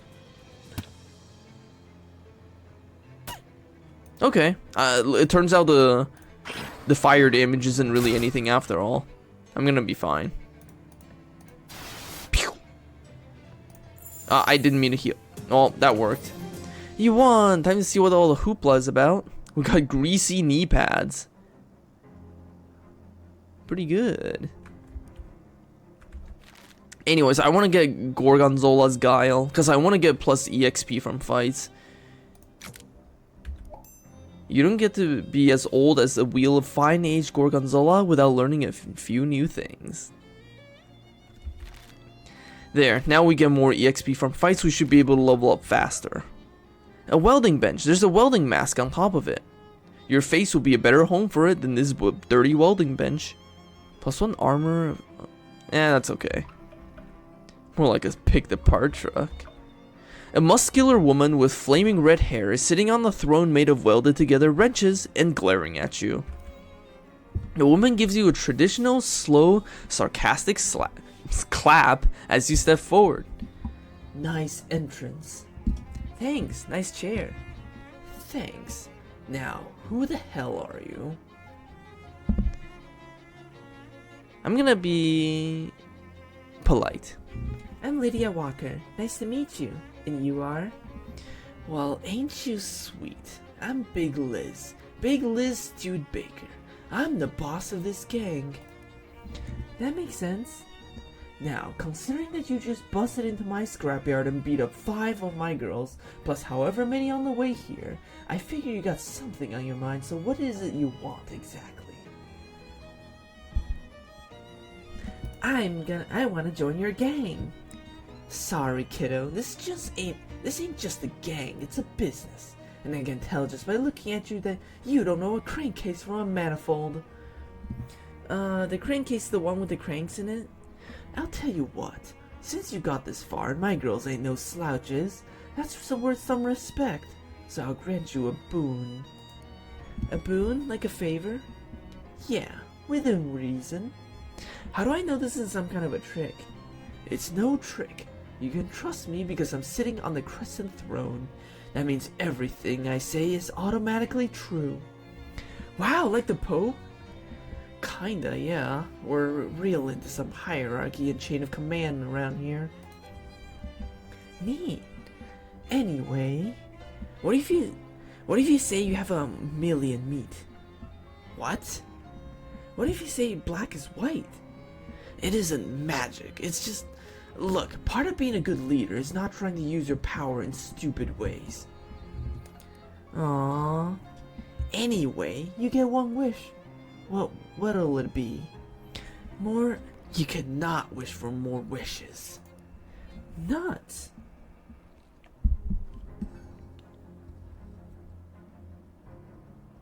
Can I see? I wish to sit in your swell chair. Nope. Oh, come on, just for a second. Only the boss of the Tin Lizzies can sit on the Crescent Throne. Sorry, kid. Oh! What would happen if I use my Chris Fedora on her? I want to see what happens.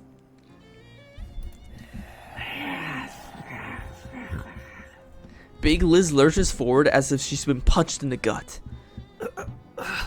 What the... Yeah, geez, where are my manners? Sure, you can try out the chair, just for a second though. I don't feel well. Big Liz stands up and you take your seat on the Crescent Throne. It's cold and not very comfortable, but it does make you feel pretty powerful. Wow, this is great. Glad you like it. Now get up. Nah, seeing as how I'm the boss of the gang now, I think I'll enjoy it a little longer. What did you say? I said I'm the boss of the Tin Lizzies now, and I said it while sitting on the Crescent Throne. Twice. Nice try, dipstick, but the power of the throne doesn't apply unless you are already the boss. I was the boss as soon as I sat down. You said, while sitting here, that only the boss of the Tin Lizzies can sit on the Crescent Throne, and here I am sitting on it. Ipso facto, I am the boss. Why, you little... And the first change I'm making is that from now on, changes in gang leadership can only occur via written agreement from the current boss, which is me.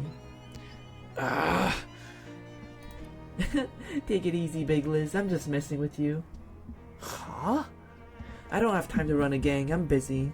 But I'm busy with something kind of weird, and I think I might need your resources. So you can run the gang as always. All I need for you gals, is to help me out if I need backup.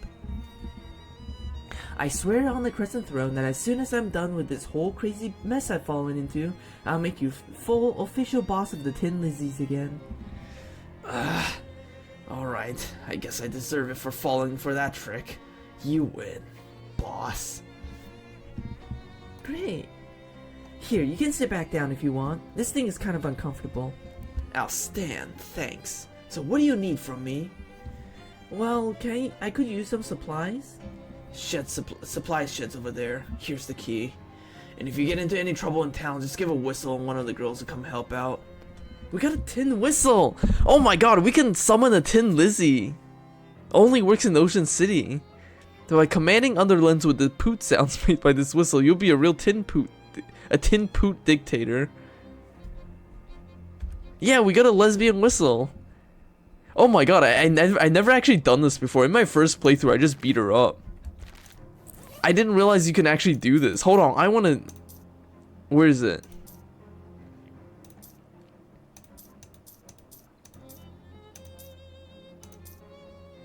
Where's the whistle?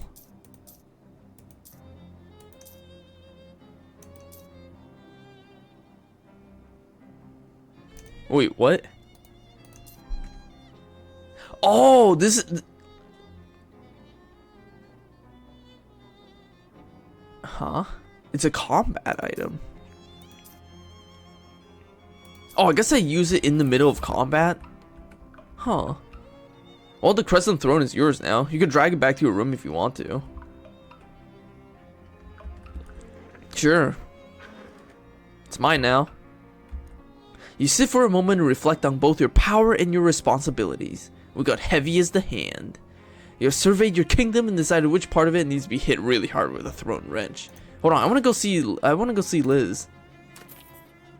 Ah, not this event again. Hey Liz, I stole your throne.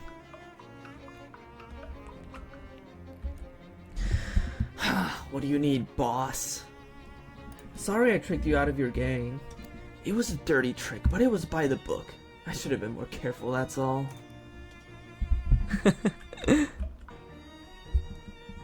I don't know why, but it's kind of satisfying to just steal her gang like that. Very toxic lesbian vibes. I'm not gonna open this car. An old school and blacksmith anvil. This must be where they work on the really vintage cars. The shed door is unlocked. A shelf covered with various greasy metal objects. You select the most dangerous looking pieces of metal and pocket them. We got anarchist hardware. God, this thing is super useful. A battered toolbox. We got a crowbar. You never know when you might need to pry to open two things at once. There's a car door leaning against the wall. Huh, it's been converted into a shield. We got an chopped off car door. We don't need that. A poster says antifreeze is delicious, but it's poison. Hello. Oh, thank you for the essential threat, Winter. I haven't done one of these in a while. Let me see if I can remember how to do this.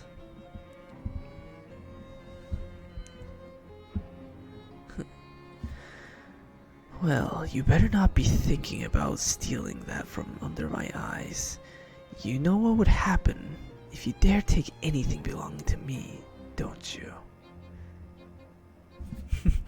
God, it's been a while since I've done one of those lines. I was just channeling the Tin Lizzie there. Whatever was thematically appropriate. Oh my god, I can make a nuclear bomb to do 10 damage to all enemies? Hell yes. You put the radioactive material inside a regular bomb, making a special kind of new bomb. I'm gonna use another anarchist hardware. I want to do sleaze damage to all enemies. I'll make a you take a length of greasy pipe and some grease and combine them into a doubly greasy pipe bomb. You're all out of anarchist hardware, so you can't make any more fancy combat items. Well, no more crafting for now. Every day on this calendar just says crimes.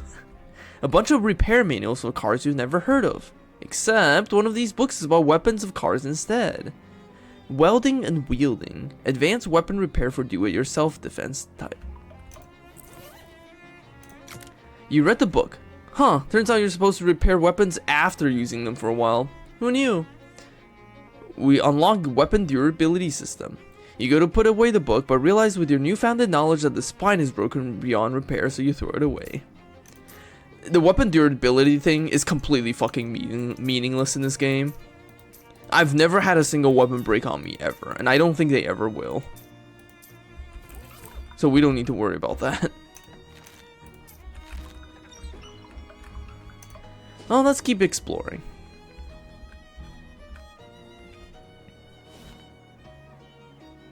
I just noticed I'm not unlocking the Zimmer's house.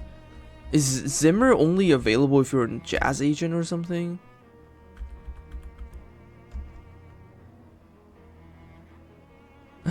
A well-dressed man flags you down. Excuse me there, my good lass. Might you have a good match on your person? I'm afraid not. Well, that just won't do. What if you have cause to set something alight in the future? Here, take one of mine. The man tips his hat to you and scurries off before you can thank him.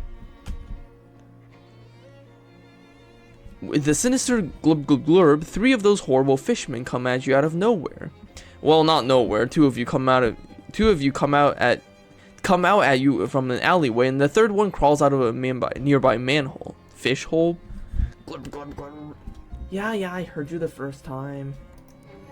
I ain't got time for this malarkey. Get out of my way, chum.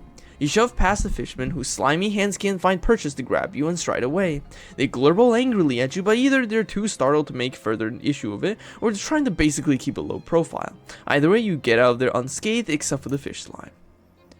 I'm not unlocking the fucking the Zimmer house, the Ernst Zimmer house. What is happening? Let me look this up. Shadows over Loathing. Ernst Zimmer house. Why am I not unlocking this house? I actually want to unlock it.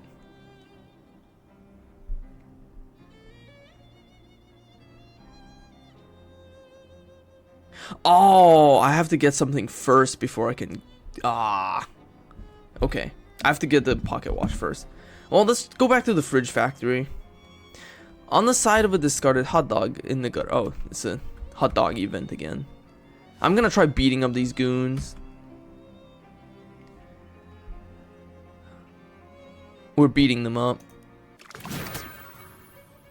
Ow. That was a lot of damage, Jesus Christ.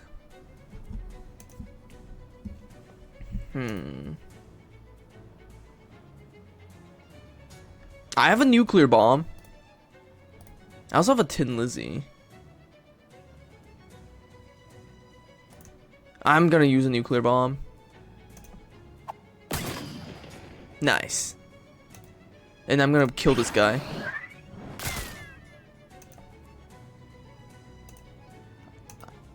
And I'm gonna kill that guy too. I'm killing the shit out of him.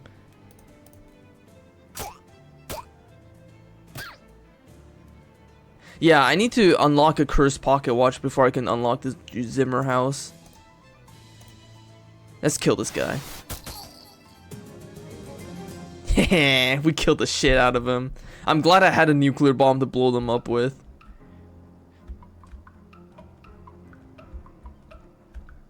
It's a refrigerator truck, but not the kind you're probably thinking of. If 2 counts as a fleet, they got a whole fleet of these things.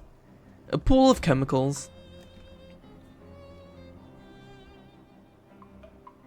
You carefully fish the useful chemicals out from the middle of all the dangerous ones. Ah, thank you for the slurp redeem, Manager Bunny. And the pasta redeem.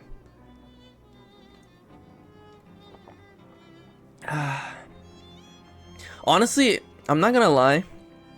I actually really like the sequence where we deal with the Tin Lizzies peacefully. Because there's something very satisfying about dominating a woman like that. A strong woman like that. It's very satisfying. There's weird flies buzzing around this barrel of frigid industrial waste. Ooh, a frost peony. We got frosty flakes. Boxes of miscellaneous discarded industrial junk. We got a refrigeration coil. Huh, one of these odd coils is still in pretty good shape. I'm just a sadist, that's all. So it's a satisfying feeling. These barrels are rhymed with frost, but they are rhymed with carols. Ah, an old toolbox. We got some miscellaneous junk. Opening this door will make a lot of noise and draw a lot of attention. Also, you don't actually know how to open it. These refrigerators are brand new and empty, and thus quite boring. Ah, workbench. Chest full of tools for fixing upright refrigerators. Oh wow, look at all this stuff. We got foot gloves, and we got anarchist hardware. Let's use these foot gloves. Alright, I want to use my anarchist hardware. Let's make a ice bomb. And a scary bomb. You grind the flakes up and carefully make a pipe bomb out of them. You put the mist inside a bomb, making an already scary thing way scarier. Yeah, they're not hands, they're for your... They're not socks, they're for your hands. This control booth is locked from the inside. Somebody's gonna be in big trouble. Huh, looks like something is going down over there. Alright, it's all there? All 40 cases? It's all there, Gluck. You got the meat? Dark Noel, what are you doing here? Surprise inspection. Oh, interesting. What the heck? There seems to be some kind of a standoff between the mob guys and the other one. The lady in the weird Crimbo hat glares at you as you approach. I don't recall inviting you to this party. Are you going to introduce yourself? I'm Puddin' Tame. What's wrong with your hat? Nothing at all. A Crimble hat is appropriate for all seasons. It's all spooky and like... beautiful. I'm sure I have no idea what you mean. Oliver dear, are you busy? Be a dear and kill this gal, would you? Uh-oh. The Crimbo lady smiles and leaves the same way she came in a horrible, weird spiral negative space. The weird shadow monster that was once a person turns to face you. Hello. Shadows begin to gather around them, abstract, menacing shapes. Can I get some other solutions? You can reach the controls through the broken windows. There are 2 buttons. What's the red button? You're pretty sure the red button opens the jaw of the crane and you don't think it's a good idea. Green button. Wait, where am I moving this?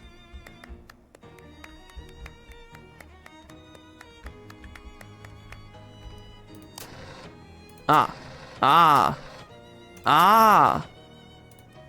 You're pretty sure the red button is open the jaws of the crane, and that Gluck guy, that thing, well, he's right underneath it. You definitely want to press it?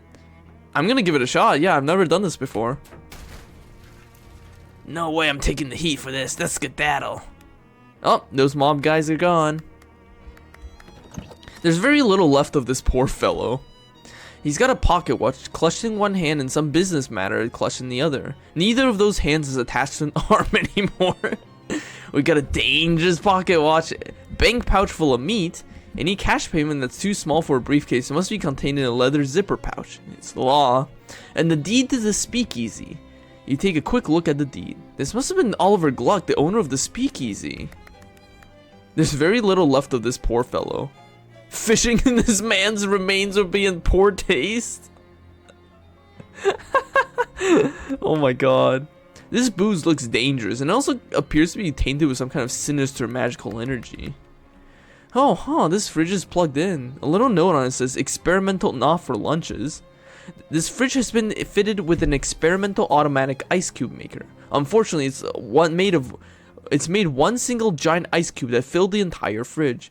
I guess if you ever need a block of ice as big as you, here's where you can get it. Yeah, it's a shame we can't fish in this man's remains. Anyways, we just got 300 meat. What a windfall. Also, we got this awesome, dangerous pocket watch.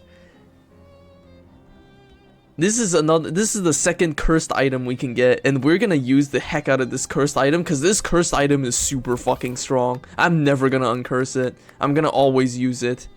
You don't have to leave the building to open the map, by the way. You can just click the napkin there, or hit the M to head out to Plunkett Street with quickness. Okay.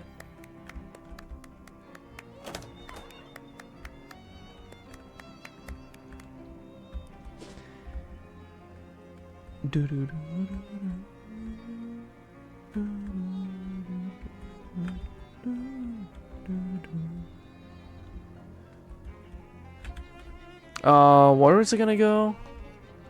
Right, let's go take over the speakeasy. I love getting cursed. In the Ocean City back alley, you find some strange graffiti, an unsolved long division problem. You make short work of the long division. Oh, I didn't mean to come back here. I meant to go to the speakeasy.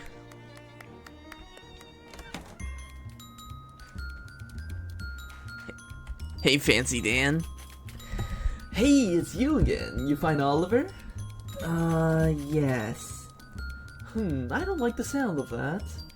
Oliver is gone. The handoff went extremely bad. Badly. Yeah, that too.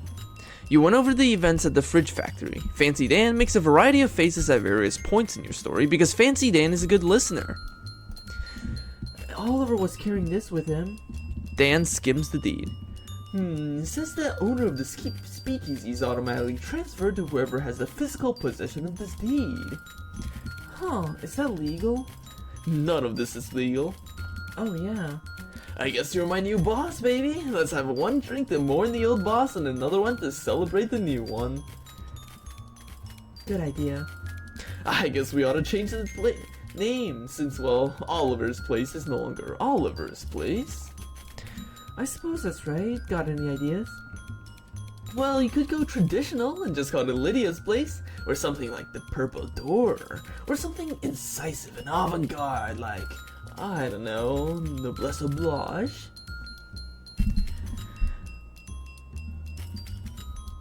The purple door. The purple door's good. Oh, that was just an example, but you're the boss. Now to business. The business? We make the beer in the house, so that's safe, but we're out of everything else, and based on your story, I'd say the stuff at the factory isn't safe to use. Yeah. If you can find booze or mixers or garnishes, bring it back here. Any idea where to get started with that? No, but you might check with Barnaby. Barnaby? Dan points at the milky-eyed Soth at the table by the wall. He doesn't see very well, but he's got a nose for news and a sixth sense for booze. He might know where you can find what you're looking for. Thanks. I'll just have a wine.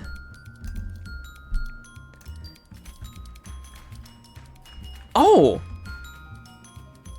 Oh, there's a Glocklin here? I didn't know you can get a Glocklin in the speakeasy. Oh my god, I never knew you could do that.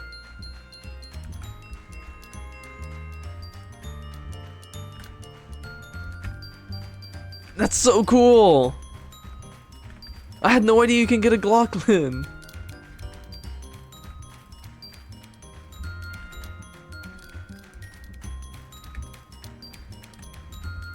This clapping doesn't really fit.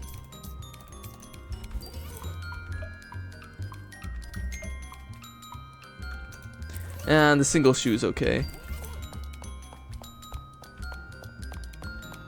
Yeah, no, this game has so much variation. I'm amazed that there's stuff that we just straight up like I straight up have never seen on my first playthrough. This is crazy.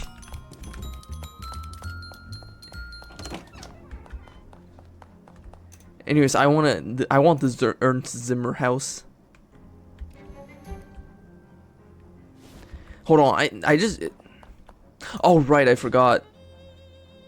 We have a date, which means we can check the newspaper. Thanks for the candy, Gabby.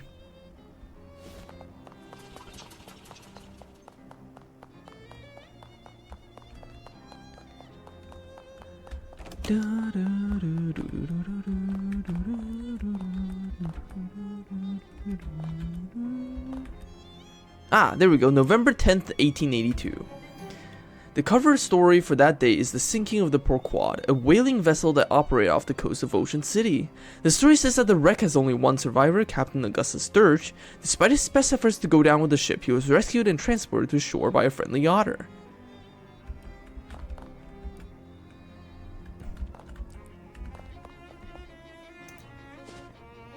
Also, I never did the quest at Goldwith Park.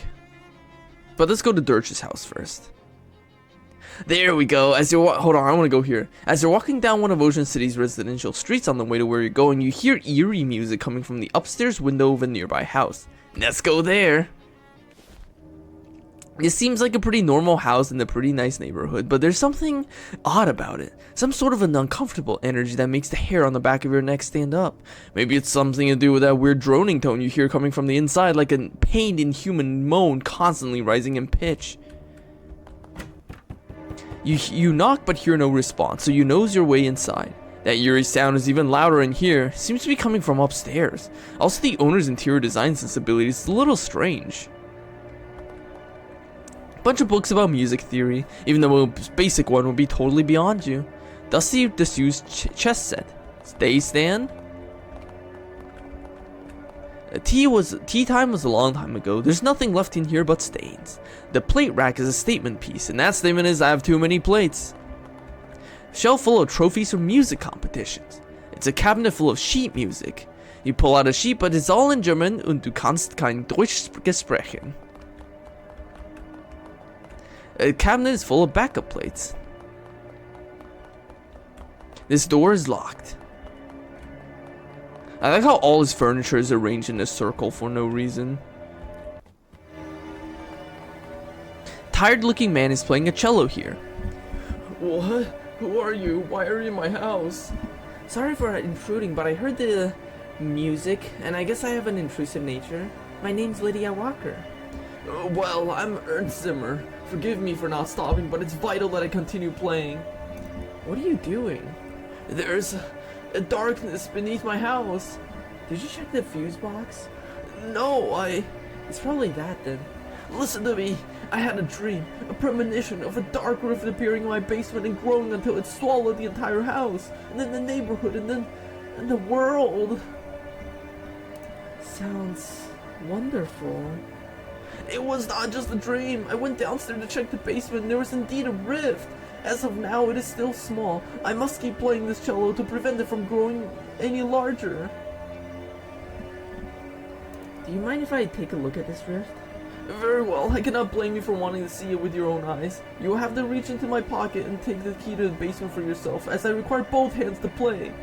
Oh, well, okay. Please do not get too close to the rift. I wonder what would happen if I... What if I just talk to him again? I want to use the cursed fedora so bad, but I want to check out the basement first.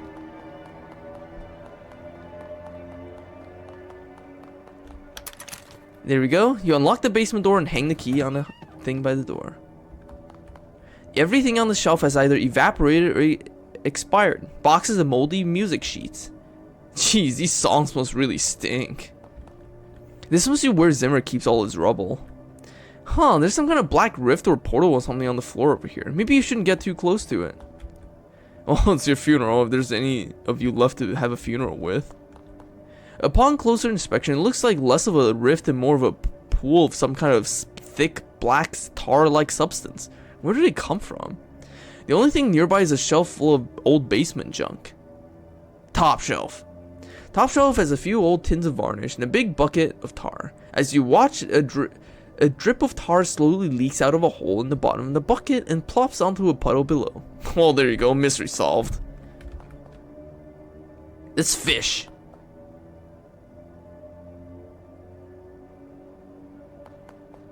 After a brief struggle, you reel something in. We got a gob of tar. Increase the damage of your melee attack.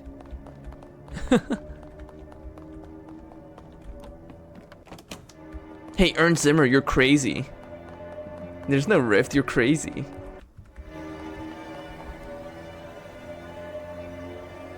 Instead of just telling you what happens, though, I'm gonna use the cursed fedora.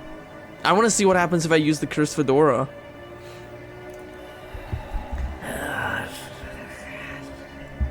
What? I must keep... I can't play anymore. I'm so tired.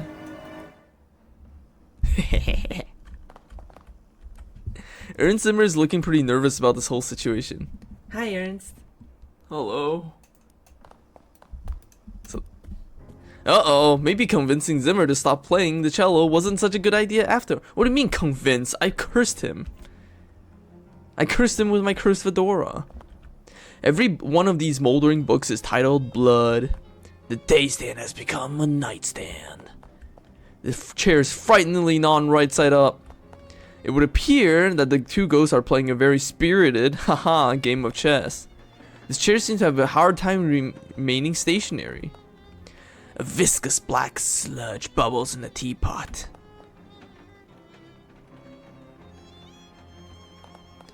This isn't tea. We got some bubbling black sludge. Hell yeah. Yeah! At least the plates had the courtesy to disappear entirely instead of leaving a pile of shards lying around. This chair is barely there. Moths have eaten all the contents of most of this container. The table has slipped the surly bonds of the floor. A shelf full of trophies from murder competitions. This cabinet full of sheet music. You pull out a sheet and it's entitled All Arbeit and No Spiel makes Ernst a dull boy. This chair is whispering. Sit in me. Okay. You sit in the chair for a few minutes and nothing bad happens. Apparently it was all bark and no bite. The chair isn't speaking to you ever again. This door has seen better jams. Oh geez, that sure is a dark rift in space over there, just like Zimmer was afraid of. Looks like the tar was just a coincidence. Unless it was magic shadow tar or something. It probably wasn't magic shadow tar. Oh nuts. It's a big hole well in here. Let's go right in. You find yourself in an infinite black void.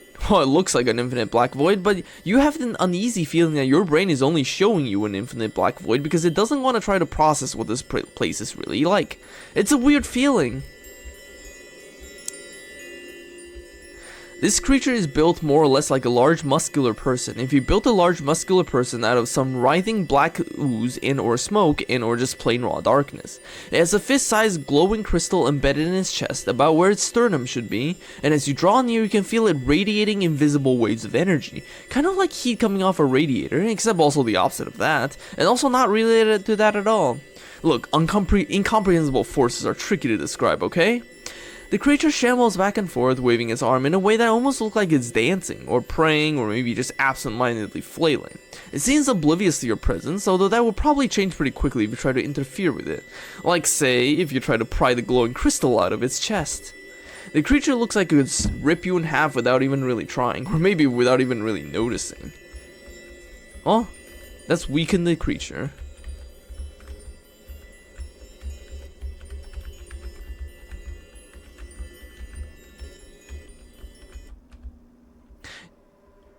You approach the shambling shadow beast, which is continuing to shamble. The crystal in its chest sparkles importantly at you. The creature looks extremely weak, almost docile. You make a quick grab for the crystal, but it's lodged firmly in the creature's chest. The creature howls, and its long, spindly arms flail ineffectually as you, barely cognizant of your actions, plunge your hand into murky flesh, fingers questing through lukewarm tar until they find ribs, gritting your teeth, forcing open the cage, creaking, cracking, snapping like dry branches. You grab your prize and tear it free of the muck. The creature evaporates in a single sigh of smoke. The crystal is both warm and cold in your hands and has a slight buzzing vibration to it. Let's take it. Yes, something tells you that this crystal is very important, as well as just being really shiny and pretty.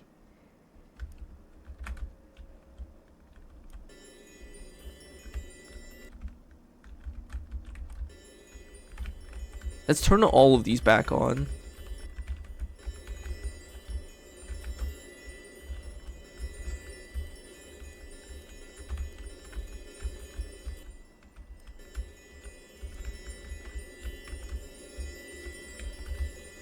Now that's what I'm talking about. It occurs to you that taking the weird crystal out of here might be a bad idea. On the other hand, it's yours now and you'd prefer to keep it. Let's enter the rift. I am trying to do a shadow run this time, so I'm gonna do everything to maximize my shadow.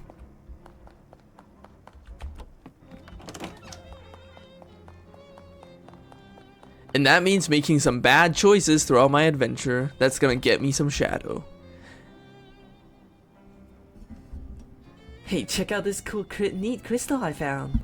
That? What is that? Where did you get it? It was inside the rift. It makes me uncomfortable to look at.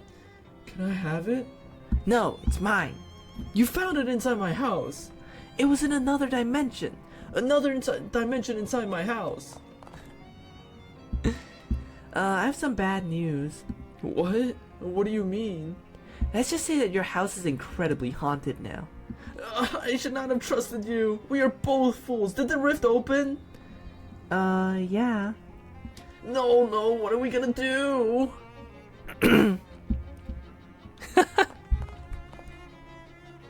Well, let's get out of here. Bye, Ernzimmer. As you start to leave the house, something tells you that it would be bad to take the weird crystal out of here. That something is definitely not the crystal, because it's a really great crystal and you're deriving great satisfaction from owning it. We're leaving the house. As the door shuts behind you, you suddenly hear a grinding, crackling noise, and turn to see the entire house implode into splinters and get sucked into the whirling black vortex. Can't say I didn't warn you. Haha, whoopsies. Bye. Let's never speak of this to no one. Hey, we got the Rift Crystal, which we want to maximize our shadow counter. So sorry, Ernst Zimmer, but we had to sacrifice you. A well-dressed man flags it down. Excuse me, my good lass, might you have a good match on your person? Sure, here you go. The man tips his hat to you. Thank you kindly. This would be just the thing I need to ensure that something will be on fire at some point in the future. I'm pretty sure that was the same man that gave us the match, so he gave us a match just so we can give it back to him for 5 EXP. Let's upgrade our mysticality and max AP. Blue Brilliance. Chunks of arcane wisdom dot your mind like the chunks of mold and ew, gross.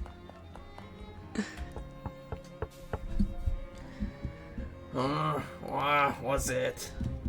I want to ask you about the Porquad. Alright, you better come in. A gray, old bearded man in a sea captain's hat is glaring at you suspiciously. What do you want? I'm from the Ocean City Watchful Eye. You know, the newspaper. Don't trust the newspaper, nor newspaper reporters either. Well, Nor otters.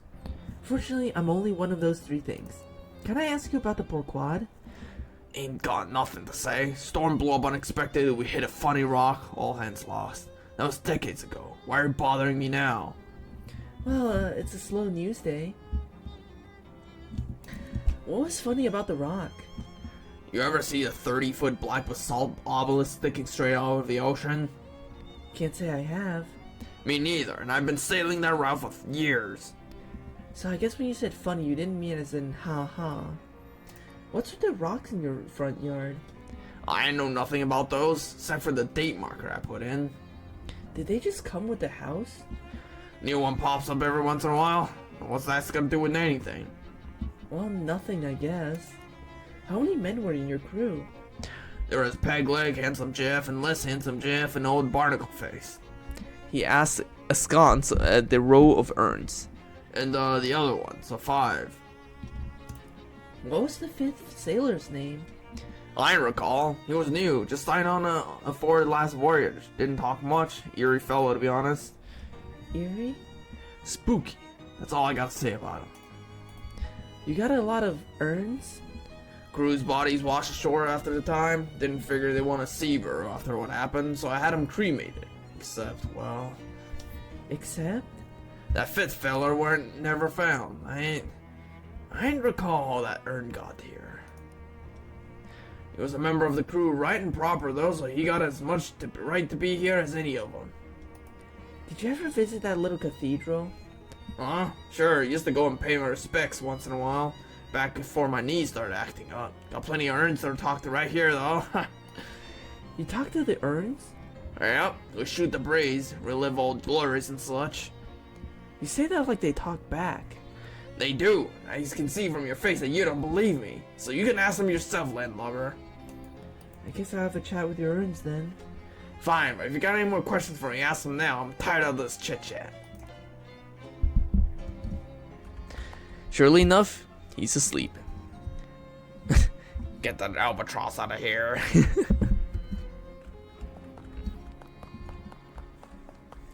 The wash basin's full of salt water. This guy's really committed to his whole deal.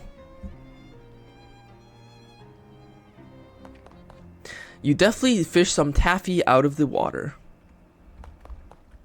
A short wooden table. There's an old tarnished silver tray on top, but it's empty. If Dirge's career had been more successful, this would have been a Commodore's commode. A shelf full of nautical non-fiction. You're non-interested in it. The fishing rod is caked in salt. Either hasn't been cleaned in a really long time, or the captain uses it to catch horses. We got a salty fishing rod. The captain shrieks, "Horse!" in his sleep. The nightstand looks like it was dredged out from an old shipwreck. There's a blubber lamp on top. It's a simple device, a glass vessel filled with whale blubber with a wick stuck in it. Blubber lamps really rolls off the tongue though. It's just a really delightful phrase. Say it. Blubber lamp. I love it. Say it again. Blubber lamp. Amazing. Say it again. Blubber lamp. Amazing. Say it again. Blubber lamp. I never get tired of that. Say it again. Blubber lamp. It just keeps getting better. Say it again. Blubber lamp. Delightful. Say it again. Blubber lamp. I never get tired of that. Say it again. Blubber lamp. Just keeps getting better. Aw, you're no fun. The cot smells like fitful old man sleep. An elderly gray cat nervously washes itself in the corner. The cat shies away from your touch. You notice that he's wearing a collar that says Ishmael. I love how the narrator is just so horny for a blubber lamp for no reason. A plaque above the urn says Peg Leg Johnny. Hello? The urn doesn't respond. Anybody there? You look around to make sure the captain is asleep, then mutter gruffly to the urn. Yar there, Johnny. You can speak freely now, sailor. I got rid of that no-good landlubber. A muffled, youthful-sounding voice replies, Yar, Captain. What they want, anyhow? Bah, nothing of import. Your basic landlubber prattle, trying to sell newspaper and like that. Pay no mind, no. Never mind. Aye, aye, Captain. So, how are things? Oh, no problems, Captain. Everything's shipshape. Always happy to chew the sea biscuit with you, though. Sure, that's reminiscent about the old times. Great, I love hearing your stories of nautical adventure. Oh, instead of that, why don't you tell me how you got the name Peg Leg, Johnny? Well, it's because of my leg, right? Got a peg leg? Sure, how'd you get it? I got it because I lost the original leg. I assume so, yeah. But how? Well, wait, weren't you there when it happened? Time for my nap, talk to you later. So, how you be doing, handsome Jeff? Smooth sailing, Captain. You feel like talking over the good times? Sure. I mean, yar, why not? Right then, which particular yarn for your past year you got down your mind? Oh, actually, let's talk about you. Me? The fella next to you is less handsome Jeff, aye? So this is a judgment of your relative appearance is literal, or is it more of an ironic reversal sort of deal, yeah? Well, you never... Wait a minute, don't you remember what we actually look like? Yes, I do. See ya. Anything on your mind, Captain? Like what? I don't know, just if you wanted to wax nostalgic about old times or anything. Alright. Right, so, Yar. uh-huh. So... Alright, about those, old times, right? Sure, right you are, Captain. Those old times we had together. Yar, we sure did. Many of them. Yeah, anyway, I'm glad we had this talk. Lydia is so bad at this. Everything going alright? Aye, Captain. Every cloud in the sky. Good, great. Are you in a chatting mood? Sure, yar. You know me, Captain. Man, a few words and all. Happy to listen, though. Right, well, I was actually wondering about your name there, Thar. But Barnacle Face? Oh, what about it? Well, I was just wondering why. I mean, of course I know why, but, if you have any insight into... I mean, you never actually said... That is, you never actually asked before, so I would have thought that you already... Right, I mean, obviously I already... Anyways, if you're not comfortable discussing it, that's fine. Oh, yeah, okay, yeah, good. Yar. Yar. So, sailor, how goes it? I'd ask what's new, but, not a talkative one, are you, matey? Suppose you never were come to that.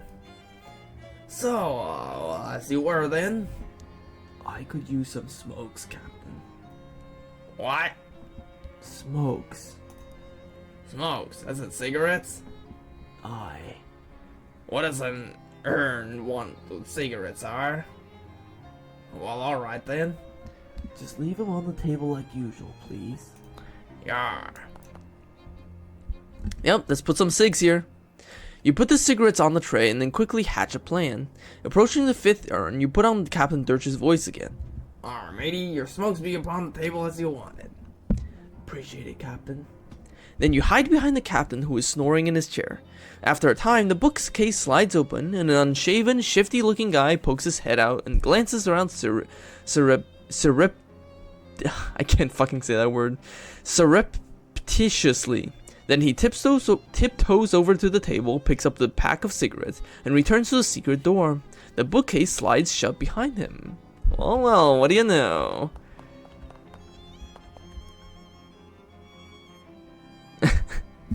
How goes the sailor? Yar. Going fine, Captain. Thanks for the smokes. Sure thing. It's the shelf that guy came out from behind of, or rather the shelf from behind of which came the guy. You try to push the bookshelf aside, but it's locked in place. There must be a catch. I mean literally. Let's see. Nothing happens when you pull the book off the shelf, so you flip it open and page through it a little. However, since you aren't a sea captain, the notes and charts don't mean much to you. None of them have the big black X marking the site of buried treasure. Phooey. Oh, what's this? Little pamphlet stuff in the back. How to curse like a sailor. This is a handy reference card for nautical profanity. A seaman's guide, a manual of ropes and knots. Nothing happens when you pull the book off the shelf, so you flip it open and page through it a little. As advertised is a thorough guide to the various kinds of ropes and knots used on ships, with lots of diagrams, although none of it is particularly useful to you personally. And they say never judge a book by its cover. Practical secret doors for the home handyman. You tilt the book forward and nothing happens. So you pull the book all the way off the shelf and nothing happens. So you flip the book open and start riffling through the pages until you find one with a corner page turned down. A diagram on the page shows 3 most common unobtrusive latch mechanisms for bookshelf-based secret doors. And on closer inspection, this bookshelf is currently using the second one. Now you can open the secret door whenever you're ready.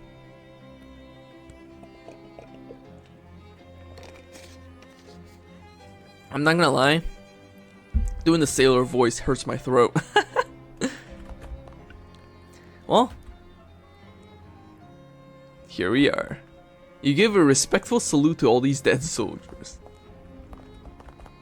Maybe this guy thinks it's treasure, but it looks like trash to you. Hey, what are you doing? Were you seriously about to ask me what I'm doing in here? Yeah, even as I was saying it, it sounded stupid. How did you find me? I hid and watched when you came out for your smokes. Oh, that was you, huh? I thought the captain's voice didn't sound quite right. So what's the deal? Well, it's basically just what it looks like. It looks like you're hiding in this old man's house to rob him while he sleeps. In that case, it's not at all what it looks like. I'm listening. I'll admit, at first I was planning on robbing him. I figured an old sea captain must have buried treasure, right? He wasn't a pirate. No, it turns out he was just an lonely old man who nobody to talk to, except all his old sailing buddies. So I started hanging out back here and chatting with him through the wall. He didn't find it strange? He was a little spooked at first, but once I had gotten a handle on how different voices should sound and learned enough to keep up with the anecdotes, he relaxed. It's nice to have somebody to talk to, even if the situation is kind of weird, you know? So that's it. You do this all just because you feel sorry for him? Well, yeah, I won't pretend like I don't like having somewhere to stay rent-free. And his pension from the shipping company is pretty good, and his short-term memory is kind of bad, so he doesn't pay much attention to the fact that he's been buying food for 2 people. Huh. He's a good guy and it's an easy life. Don't screw it up for us, okay? Wait, what's it to ya anyways? I'm here about the stolen urn. Oh, yeah, that was probably a mistake. He mentioned a 5th sailor a couple of times. You know, I thought he might have, like, the whole crew back together. So I lifted a random urn from that little cathedral to fill the spot. It seemed like a good idea at the time. The vicar needs it back. Okay, it'd be weird if it just vanished, though. Can you swap it for another one? The captain doesn't open them, so you won't notice that there's ashes inside. God, what a weird little side plot.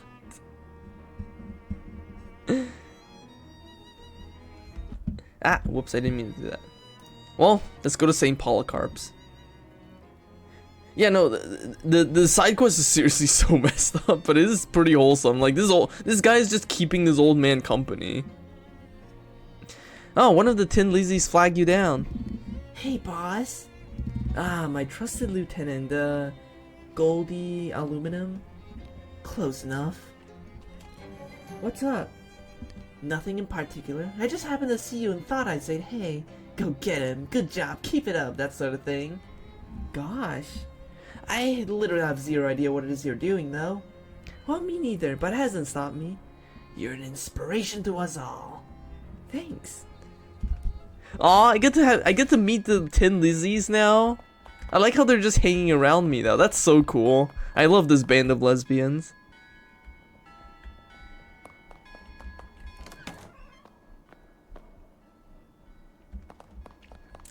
Well, let's grab a spare urn. There's plenty of here, so the vicar won't miss just one. Plus, you've earned it.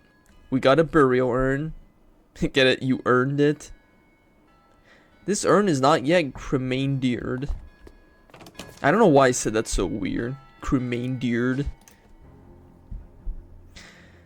Another Gabby candy.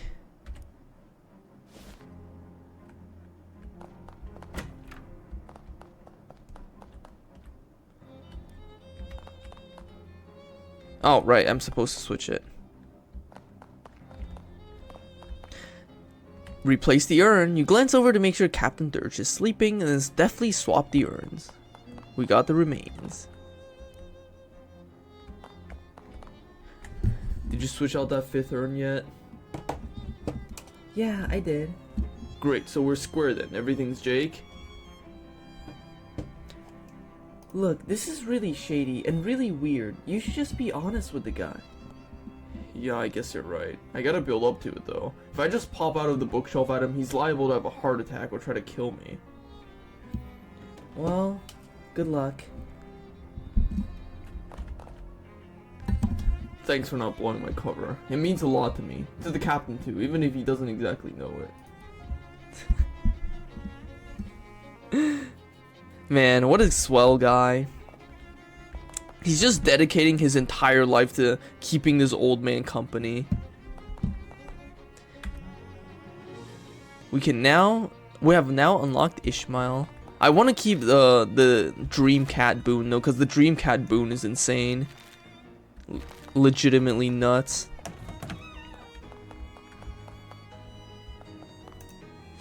Well, finish that side quest. Let's go to the park. Nothing hovers towards you. I mean, something hovers towards you, but that something is literally nothing. Let me try that again. A thing that appears to be a hole in physical space, the opposite of not just matter but of existence, hovers towards you.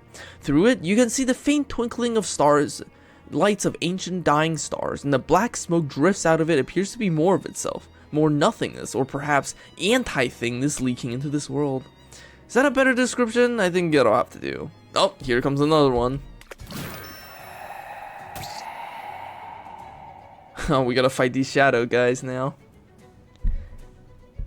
However, we do have this badass pocket watch that can decrease someone's stats by 13, which is fucking crazy. And since we're not gonna uncurse anything this run, we're gonna abuse the heck out of that, because that is so strong.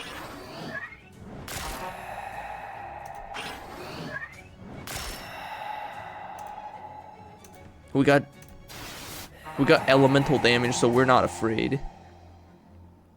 The orbs dissolve into black smoke and, I don't know, angst probably. Alright buddy, what's up? The park groundskeeper is inspecting a clipboard with a panic paralysis of someone who has so much work to do that he can't do any of it. Hi there, something wrong? Huh? Oh, sorry miss, I don't want to seem rude, but I'm much too busy to chat. I'm stuck running this place by myself and there's about a million things to do. Well, I could use a little extra pocket meat. How about I help out? That would be great, except that new city regulations disallow hiring random part-timers. So this is a municipal park, only official government contractors are allowed to work here. This is law against side quests? Why? Just to be a thorn in my side as far as I can tell. It's not like any of these tasks are dangerous or anything. You got kind of a cagey look on your face when you said that. Okay, well, 2 of them are dangerous, but that isn't even half, and I submitted a request for help weeks ago and still haven't heard anything back. Well, you're in luck. I just happen to be an official government contractor. That would be terrific, but I am going to need some proof of that. I'm gonna trick him. You wave your hands in front of the groundskeeper's face. You believe that I am an official government contractor? Well, you do have the official government contractor wave down, Pat. That's good enough for me. Great, what do you need me to do? Well, that depends. What kind of contractor are you? I'm a landscaper.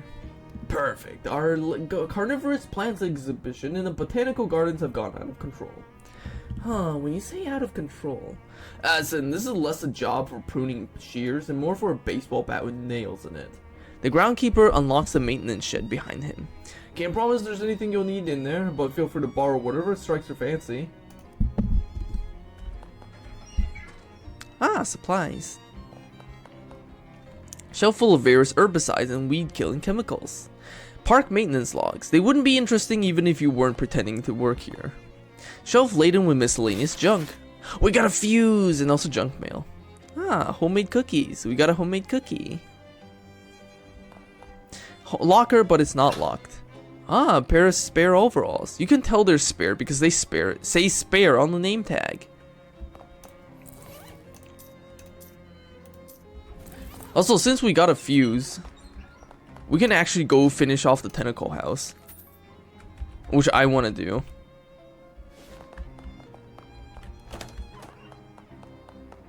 I'll come back to the park in a second. Insert a fuse. There we go. Now we can see in the basement. This is the dirtiest broom you've ever seen. Now it's the dirtiest broom you've ever owned. We got the world's dirtiest broom. Holy dang, what is that thing? Rat tentacle thing. Let's use shadow hypnosis on it. Oh. Is this the boss fight music? I've never heard it before because the Jazz Agents has a completely different boss fight music.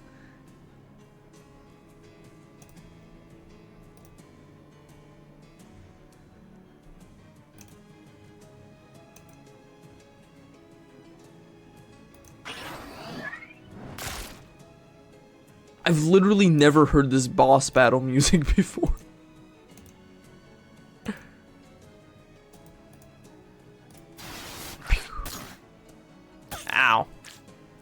Ow. Oh, geez, that hurt a lot.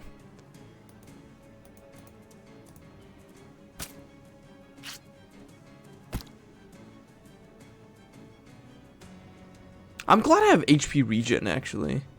This HP regen is actually pretty good.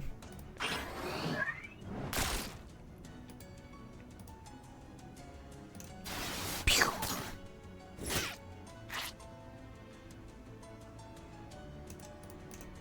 Heal.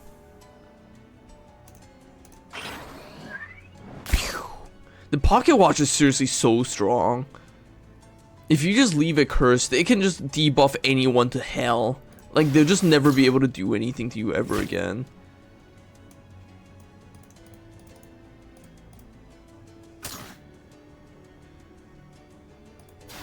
Pew. You won! Those tentacles have wiggled their last waggle, and the giant mutant rat probably in a better place now. Ah, here's the problem. There's a hole in this bag of tentacle seeds. Someone must have fallen onto the floor and sprouted. You dispose of the bag and pick up the handful of remaining seeds. We got a tentacle seed. This washing machine needs to be washed and repaired and completely replaced. That's fish.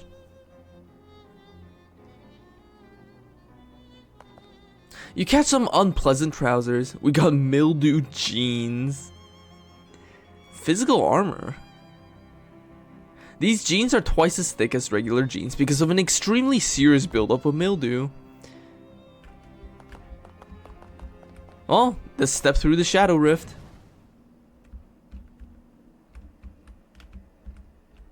Piece of eye.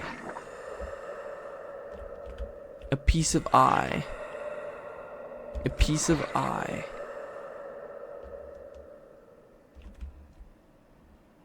A piece of eye. Piece of eye. The little spell animation. Gen 1 and 2 Pokemon. It does kind of, you know, it's a very silly animation for the spell casting.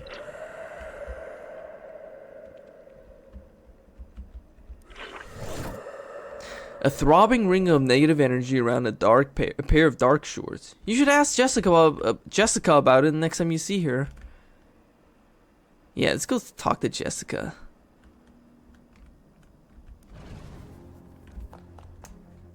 Hey, actually, I don't want to go back yet, because then I would have to turn in my quest. We're not fighting the fishmen, we're shoving past them. Anyways, Goldwith Park, Botanical Garden, and stuff. Wait a minute, this Potentilla fruticosa isn't supposed to be potted in sand. Oh wait, it's not. Someone just discarded a pile of sandals in the planter. We got some sandals. Haha, get it? Sandals. Sign about those pointy rocks. Presented to Goldwith Park, November 13, 1922, by Margaret. Ocean City Comptroller. A few of my favorite pointy rocks. Margaret.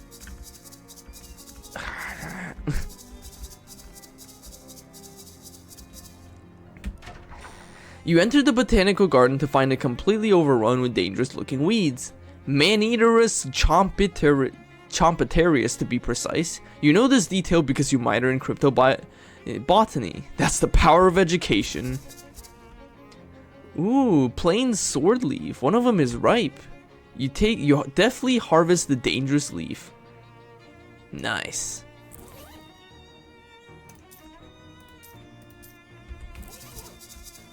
Northern palm tree, do not punch. Don't tell me what to do.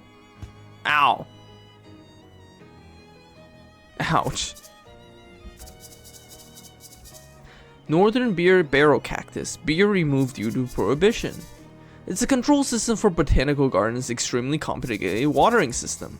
Nervous looking teen mans the tea counter. We don't need these teas.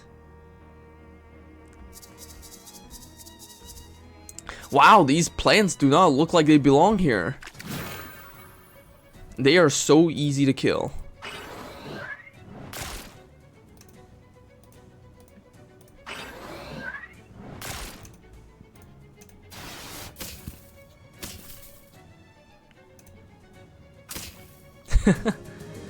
You have successfully weeded the botanical garden. That was fast. Yeah, let's just get good eyesight. It's a very cheap upgrade to get. Joshua tree, named for its discoverer David E. Tree. Wetland nasty bramble, donated by a patron with no regard for the safety of the staff. Eye grass, caution, avoid prolonged eye contact. Highland bone bush, we're beginning to believe that this specimen was donated as a joke. Hi, hello. What are you doing? What are you writing in that little notebook, Gabby?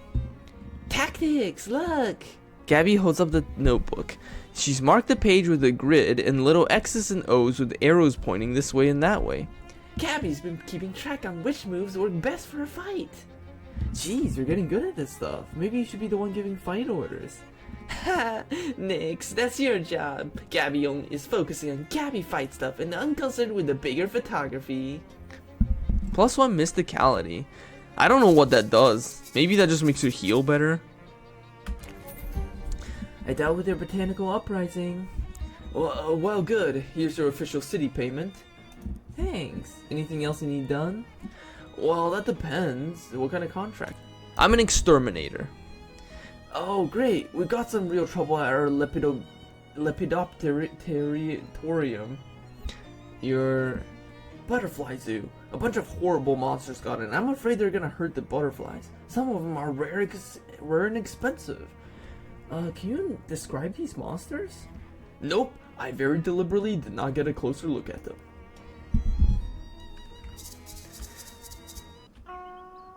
Hey, buddy. There's a little sign, not pictured, that says, "Please don't throw meat in the fountain. It gets real gross." It says no fishing. Since there's no water in the fountain, you assume there's no fishing for compliments. Good advice. Hey, miss, can you spare a little meat? Sure. Here you go. His jaw drops. Holy cow, miss, thank you. That's just surpassing kind, is what that is. Mom always said I got a heart made of meat. Well, I can't let this generosity go unrepaid. One custom oboe motif coming up. Oboe? Oh boy. He furrows his brow in concentration for a moment and then raises his oboe to the lips. He beams. Wow, that's terrific. Thanks. Thank you, oboe man.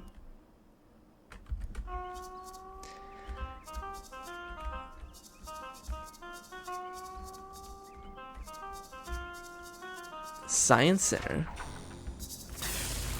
Ah, explore the wondrous world of alchemy. I can make fancy potions. Wow, none of these are very good. Never mind. Discover your new favorite rock. These rocks are all just as boring as all the other rocks you've ever seen. Complimentary dihydrogen monoxide. That's just water. Gizmos. The exhibit would be more educational if any of the gizmos were labeled. Check out this gigantic pendulum. You don't trust that pendulum enough to get any closer to it. Tesla coil. Edison coil. Edison coil.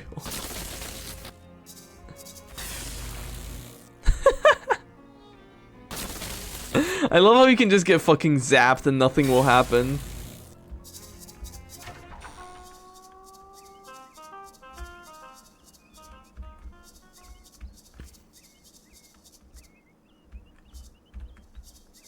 You found it. The world's least remarkable rock. There's a bench here so people can sit and stare at that rock over there. It's the butterfly zoo. This must be where the butterflies sleep and dream that they are Zhuangzhou. That's such a good joke. A bench for sitting on while the bugs land on you. There's a giant cricket sniffing here. You can hear a faint chirping in your mind. Let's kill him.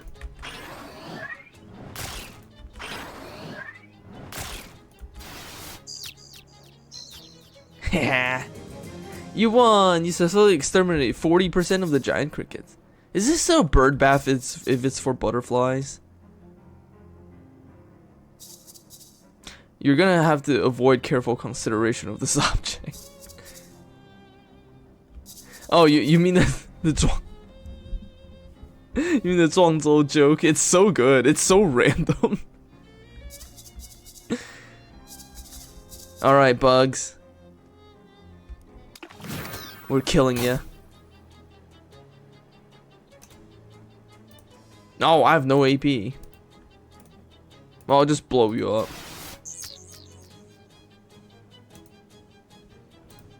Pew.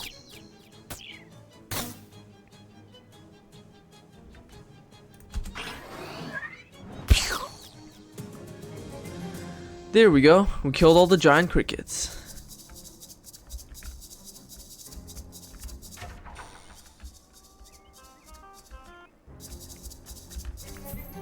I got rid of the gross monsters in the Lepidodontium or whatever. Did you know they were actually giant? I don't want to know what they were. Thanks. I like to sleep at night. Here's the official city payment. All right, next we are I'm a plumber. Well, that's plumb convenient. Our water fountain stopped running because it requires a real specific water pressure, and the pressure we get in from the municipal water supply has gotten unreliable lately. So I need someone to go down there and adjust it. I'll unlock the manhole for you. I'm just in it for the meat right now. It's a weird little pocket of nothingness, just sort of hovering there. Ah, we still gotta ask Jessica about it. Note says, stop messing with the switches. The fountain does not work unless the pressure is exactly 40 gallons per minute. 57. 72. 80. 37. 30. 33. 83. 3. 53. 48, 18, 45, 80. Hold on, let's just turn all of this off. 50, 80, 95, 102, 105. Ah, there we go.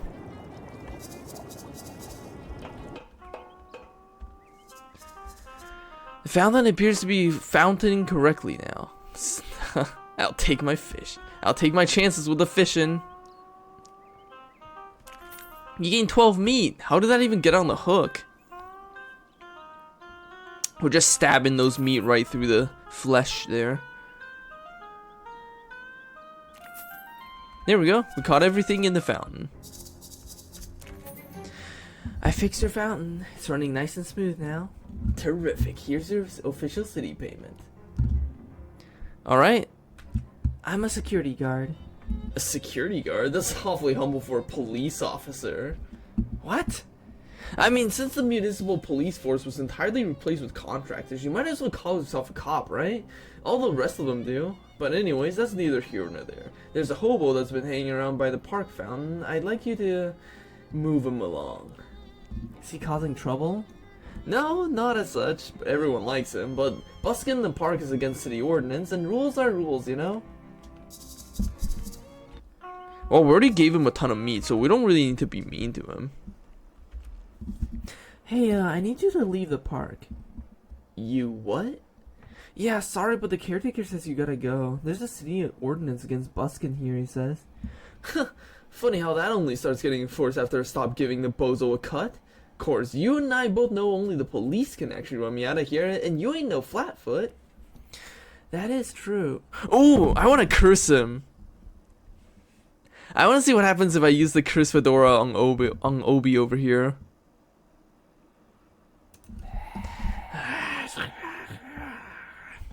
Hello, Gator. What? I don't feel well. I have to get out of here. He hastily grabs his possessions and runs away. A wave of nausea nearly knocks you over and black spots swim in your vision. Oh shit, what did I do? Was that a sign that my shadow level leveled up? Don't worry, Gator, I've just been doing side quests like all day.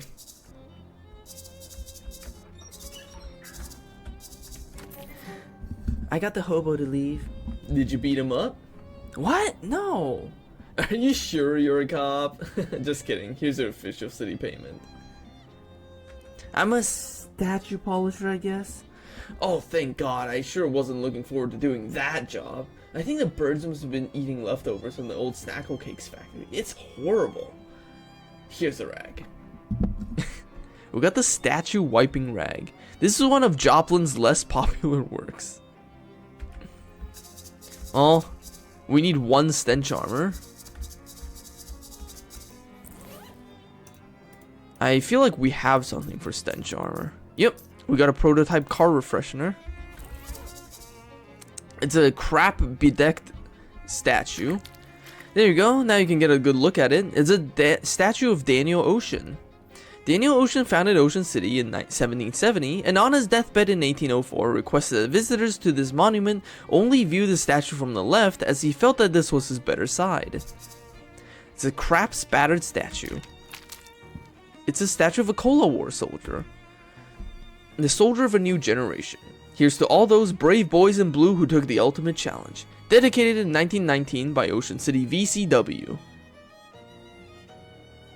Ah, rip, Gator. That sucks. Statue of a Cola War soldier. War always doesn't change. May the forces of Red continue to dominate and refresh forevermore. Dedicated in 1919 by the National Cola Association. Crud spattered statue. Statue of Corinthia Beschenbossel. Corinthia Beschenbossel, mayor of Ocean City 1805 to 1823, is credited with putting Ocean City on the map by suggesting maybe we should build a dock or something so boats can park here. There we go. It's a granite sculpture of an owl skeleton. This statue, hand chiseled from photo reference and enchanted to drive away mice, was gifted to Ocean City in 1902 by Hobart Boatbird. I got those nasty statues clean. Thanks for that amazing opportunity. No need to thank me. I was happy to provide an opportunity to a working stiff. Here's the official city payment. Thanks. The groundkeeper smiles at you. Thanks for all the help. Goldwith Park's looking shipshape thanks to you. Here, take this for your trouble. It's been lost and found for years. If whoever lost it was gonna find it, they would have found it by now. We got the friendship ring. Increases your familiar stats. Which is pretty much worthless to us.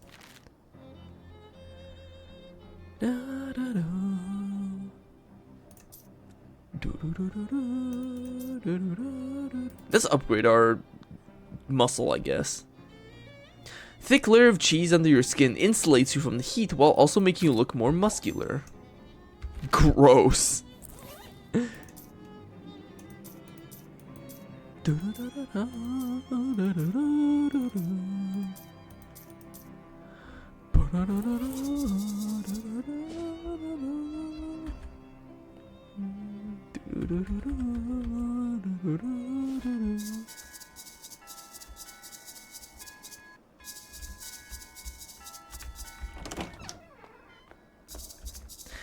Alright, we're supposed to hand the urn over to the vicar. Oh, it's you. Have you found our missing ashes yet? I did. Here you go. Oh, wonderful. I'll get this polished and reinstalled right away. Blessings upon you, my child. In fact, let me make this blessing literal. I have some holy water in St. Polycarp somewhere here. Ah, here we go. He takes a little bottle of water and splashes it on your forehead. Your forehead has been anointed with the blessing of St. Polycarp, the patron saint of bodybuilders. We're haunted, so we get to be burned by holy water. Ouch, that burns a little. Say, whose ashes are in that urn anyways? Unfortunately, we don't know his name, but he was a sailor who washed ashore near here after some shipwreck. Some of the locals took him in, but he didn't survive the night, poor fellow. He was interred here as an act of charity. Was that about 50 years ago, give or take? Oh no, it was more like 300 years ago.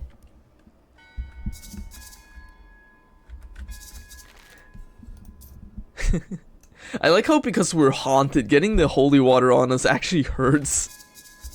That's such a good detail.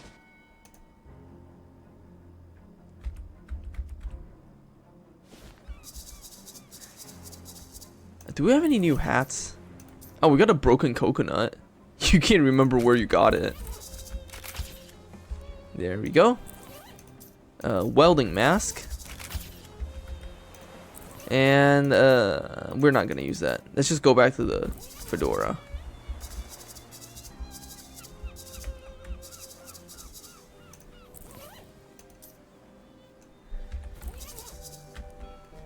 Hey, welcome back to test your skills on our second level challenge. What is it? Just take this mallet and hit this lever here hard enough to ring the bell while shooting a bullseye with an air rifle and solving a crossword puzzle. How hard's a puzzle? It's a Thursday puzzle, so it's tough but not unmanageable. Okay. You put the pencil between your teeth and pick up the mallet in one hand and air rifle in the other. Pow, bam, ding, solve. Ew, I hate the clues with the question marks after them. Oh, but those are the fun ones. Good job, kid. You're a winner. Here's your prize. We got colorful clown pants. It gives us +1 to all elemental resistances.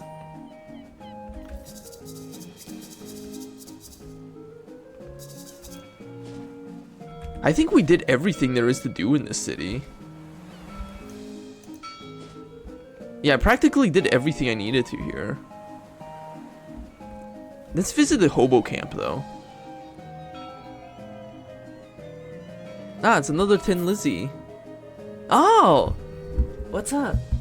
We got the proceeds from the last shipment of found parts we sold. After overhead and taxes and all, this is your cut.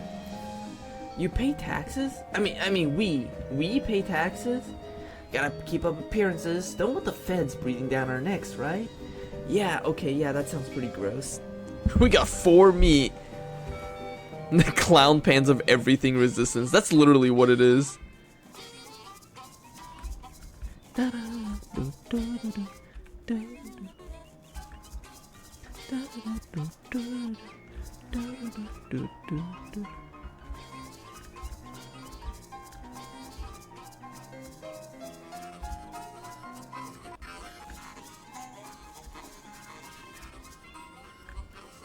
Ah, it's the hobo you found at the abandoned grocery store. Hi there, Samuel. How's it going? Doing fine, thanks. Do you have any hobo code to share? He fishes an old store receipt out of his pocket and draws some very small symbols for you to squint at. Thanks. Were you able to find any work? That's a shame. Right, yeah, don't let it get you down. How's the camp treating you? Yeah, it seems nice. Everyone's real friendly. That's great. Community's real important. Definitely seems better than staying in an abandoned street corner for a month at a stretch. I don't suppose there's any chance of a punchline where you suddenly say something really elaborate and completely understandable, is there? Yeah, just checking.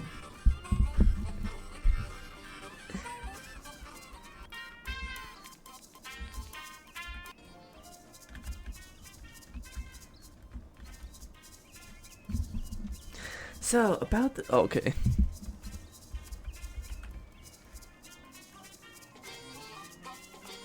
Huh, I just noticed the oboe player is not here. I think it's because I used the cursed fedora on him that OB is never gonna show up again. I think we scared him off for good. I don't have a match. Thanks for the match. But yeah, I think we scared OB off for good. Because he's not showing up.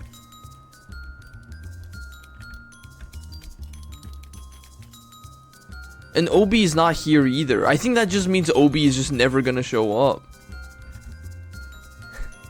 Damn, I think we wow, we actually made Obi fuck off for good by using the cursed hat on him. That's crazy. I didn't know you could do that. Obi's dead. That's seriously so weird that you can make these kind of things happen. Ah.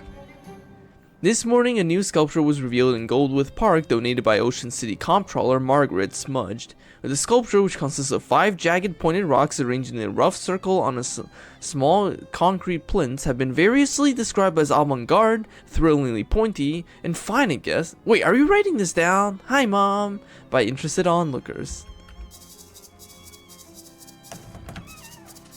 You know, Obi's just gone forever.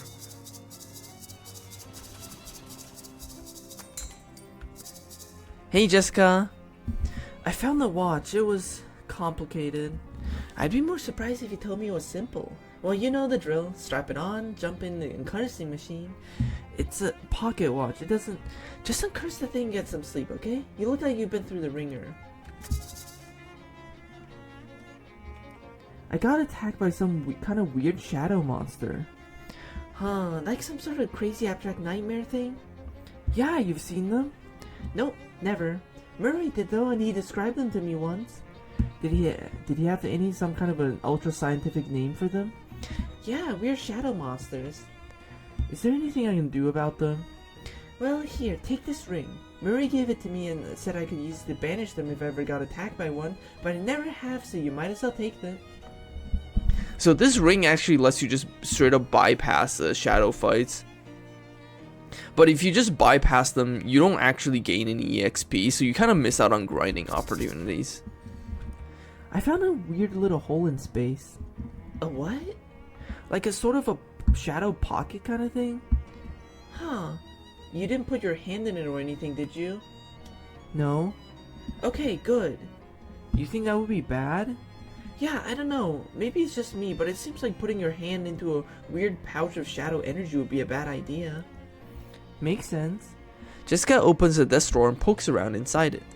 Charles did something to a pair of pliers, deionized them or something I didn't catch. Ah, here they are. If you see any more of those things, you should be able to use these pliers to cinch them closed without actually touching them with your hands. Like I'm ever gonna do that. I ain't gonna do that.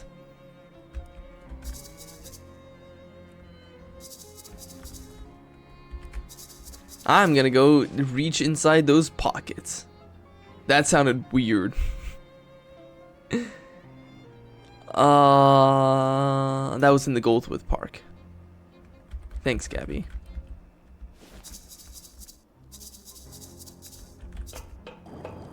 I want the reach inside. That seems like a really bad idea. Yes! I can't stress enough that you shouldn't do this. It might give you some kind of shadow disease, or it might just bite your hand clean off, or anything. Oh, alright, it's on your head. Or hand, rather. Don't come crying to me if something horrible happens. You stick your hand into the hole, grab the first thing your fingers brush again, and yank it back out. We got a shadow hot dog. The shadowy pocket vanishes with an otherworldly pop. From now on, we're gonna be eating a lot of shadow foods. Whenever we need food, we're gonna be eating shadow food. Because we want to maximize our shadow count.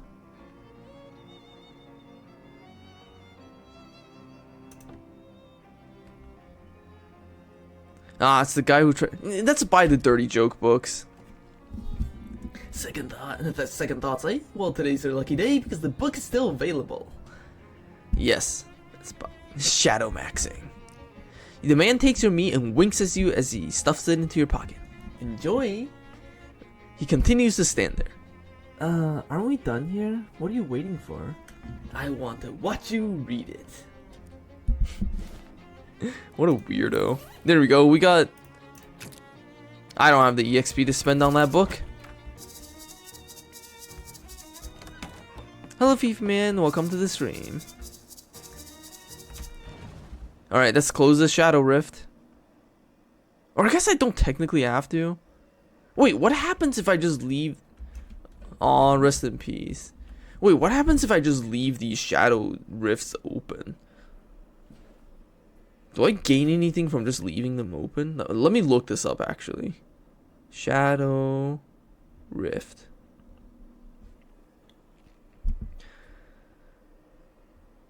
Ooh. You can then close the rift or claim the item. Oh, I see. Ah.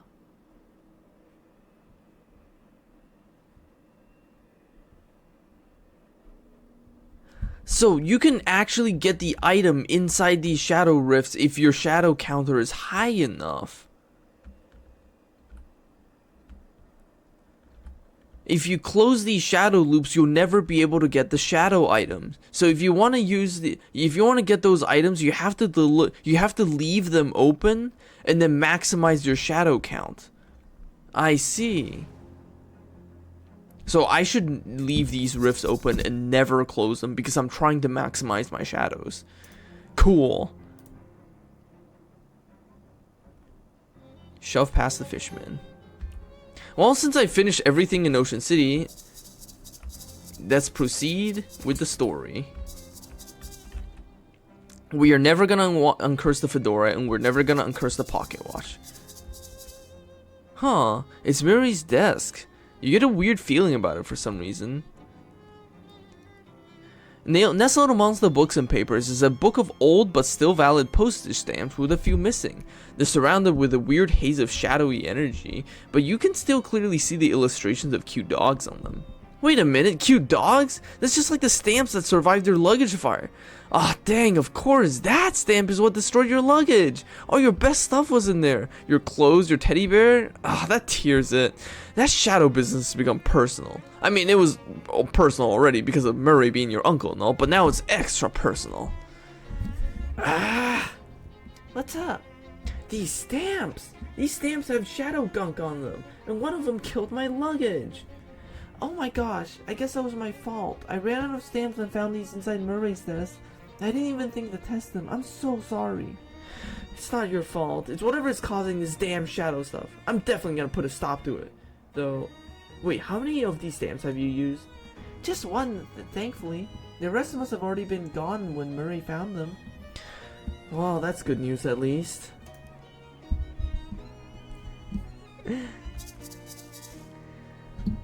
Hey Lydia, before you go, I need you to prove a new tenant for the new storefront next door. What? Why is that up to me? Charles shrugs. Somebody's gotta do it. There's 3 applicants for the place. Okay, what are they? The first applicant is Advanced Pants. It doesn't say what they plan on selling, but I've assumed that it's pants. The second is Jardware's Hardware. I guess if your name is Jardware, your options for rhyming business names are pretty limited. And the last one is La Table Enchanté. It's like a high-end kitchen store, magical utensils and the like. I want the hardware store. I want to buy Anarchist hardware. We could use a hardware store. Okay, I'll gotta move him and get the next storefront ready for applicants.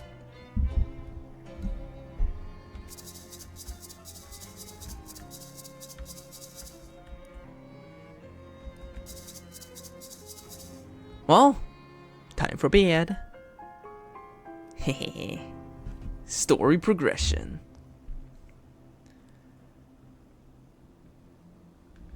Ah, it's our cat, the Lydia, the cat from the gas station. We got Lydia's boon. Bed in which your corporeal self is presumably still sleeping.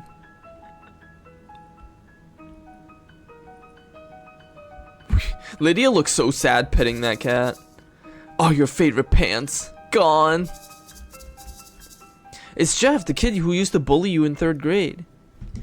Hey Jeff, listen, no hard feelings, okay? I understand in retrospect that you must have had problems at home, and I just want you to let you know everything is okay now. Jeff swats the overdue library books out of your hands.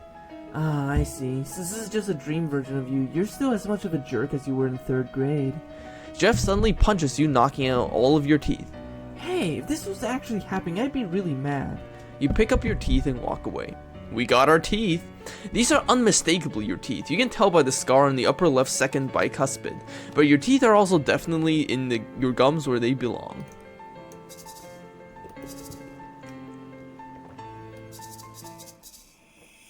Is that creepy Crimbo lady from the refrigerator factory, now in literal nightmare form. I like her Christmas music. Excuse me, I need to get past you. Why, are you in a hurry to wake up? Darling, it's Crimbo. You should be making merry. Crimbo's still months away. Oh, but it's always Crimbo in dreams, dear. Merry Crimbo, then. Merry Crimbo, dearie. I didn't have time to properly introduce myself before. I'm Dark Noel. In an affectation as goofy as her name, she curtsies. Dark Noel, eh? You're really taking this motif seriously, right down to your weird, evil-looking Crimbo hat. Her smile falters a little. Evil-looking? I've told you at the refrigerator factory, it's just a... Wait...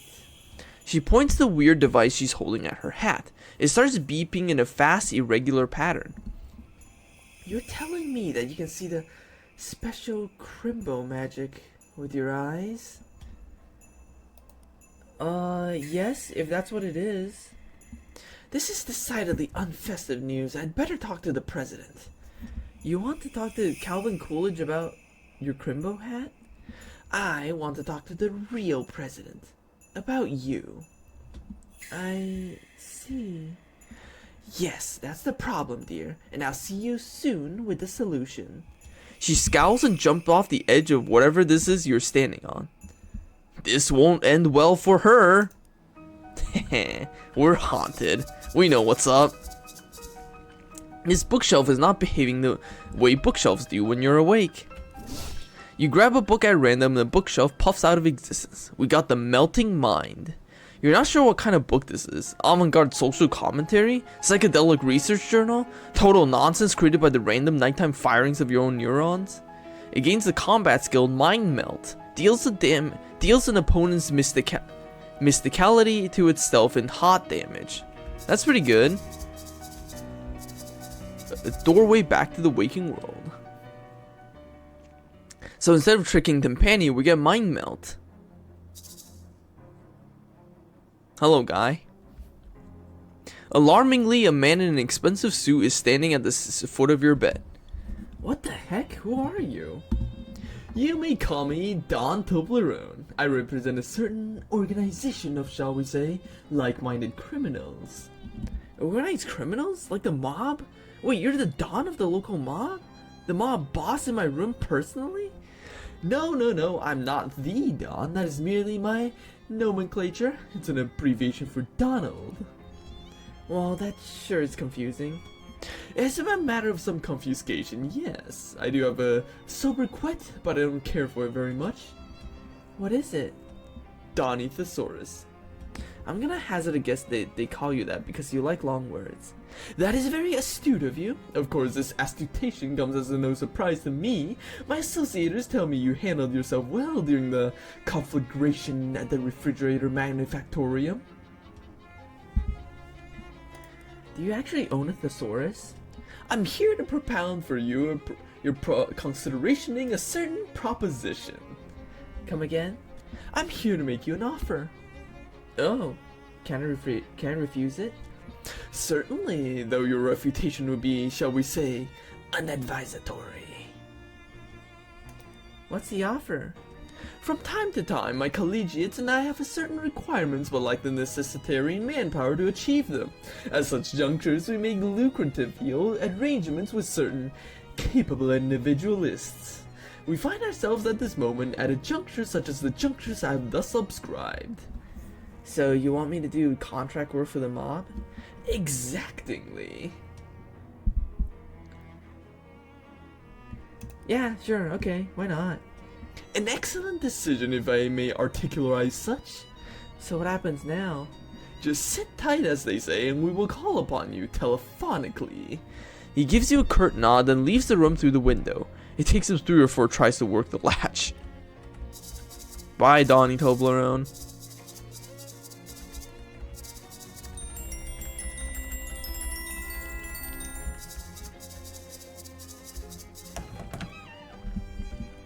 Hey there, Lydia. How'd you sleep? Fine, until a mob guy crawled in my bedroom window. Oh yeah, that window is pretty lousy.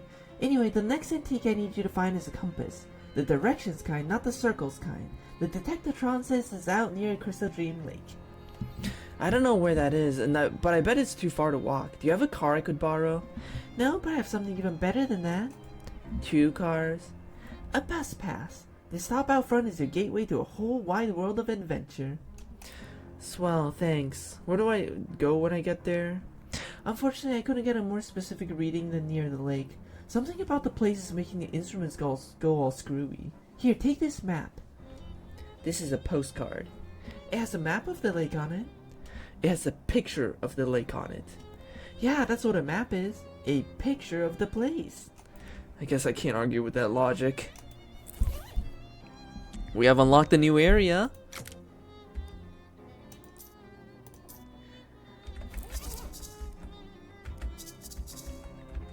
Ah, there's a note for you. Call Dawn T. Salutations. Whom is telephoning, might I inquire? Hi, Dawn. It's me, Lydia. Ah, you recipientated my missive. Commendable. Yeah, what's up? There's an assignment of which I require your performation. An assignment? Where with a comedic sort, I might refer to it as an undertaking. You want me to kill someone? Okay. Your eageritude is appreciated. Permit me to elaboratize upon the mission parametrics. Uh-huh. There's an antiquated distillery named Crystaldream Lake. Grandpa Joe's distillery to be precocious. It was abandoned when the prohibitioning began, albeit with its liquor manufacturing equipment intact. Group contrapositive to our own has claimed that as their territory, and we wish these bloodsuckers to be evicticated with extreme prejudice. So you want me to give a bum's rush to a bunch of rival mob goons? There's no underground criminal organization that rivals our own in this vicinity. When I say bloodsuckers, it is my intentioning that you will observe in that phraseology a high degree of literalness. The group to which I refer to are Nosferatu. What? Nosferatu, Langsuir, Strigoi, Draculas, vampires. Okay, I get it. You're telling me there are actual vampires in this part of the world? Affirmative. They have been a pain in our necks for quite an extensive period of time. Oh, I appear to inadvertently voice another witticism. I didn't notice. Alright. I'll take care of your vampires. I guess it isn't that much weirder than the fishmen. Where's this distillery? Dawn Toblerone gives you directions to the place eventually. Additional to that, you'll be requisitioning the combination for the lock. Let me guess, is it 1, 2, 3, 4? Certainly not. Kindly allows the credit of a modicum of operational securitizing. We selected the most unassailable combination possible. 9999. Alright, bye.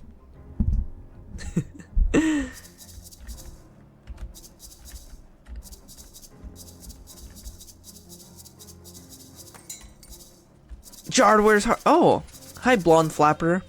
She cracks her chewing gum, then gives you a snarky grin and a little wave. Hey there, kitty cat. You're Lydia Walker, right? Never heard of her.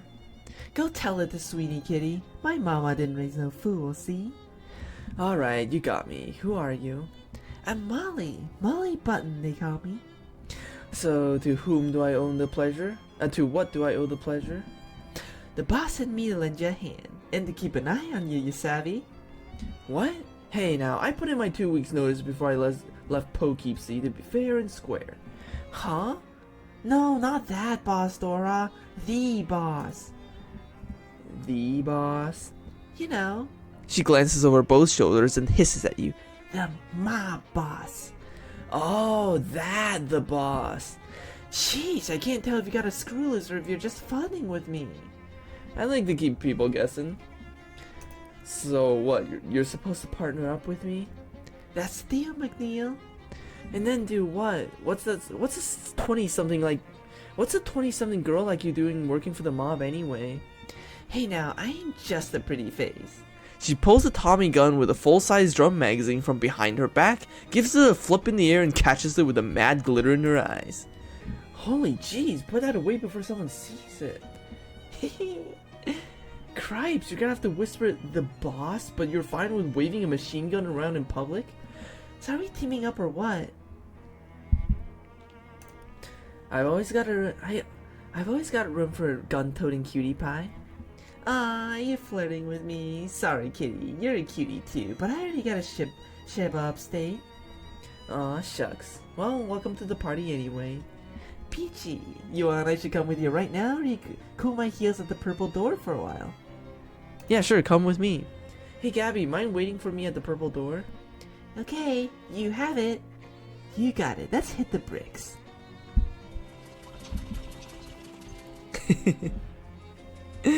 The boss. Yeah, no, Molly's...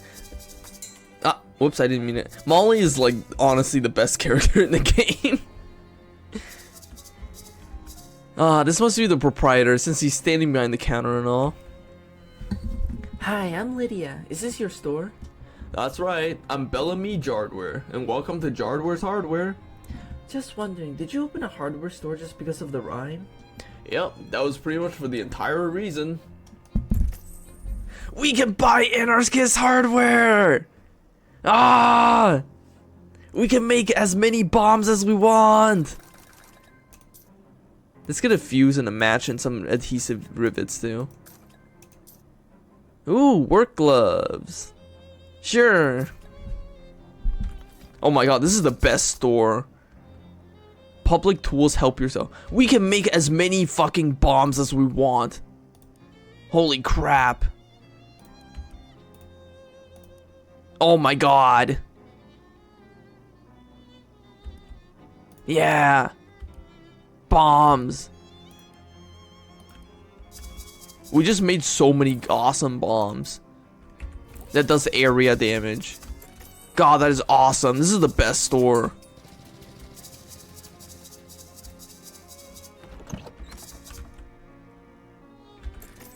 Cola Wars rocket. There we go. That's a really useful bomb too.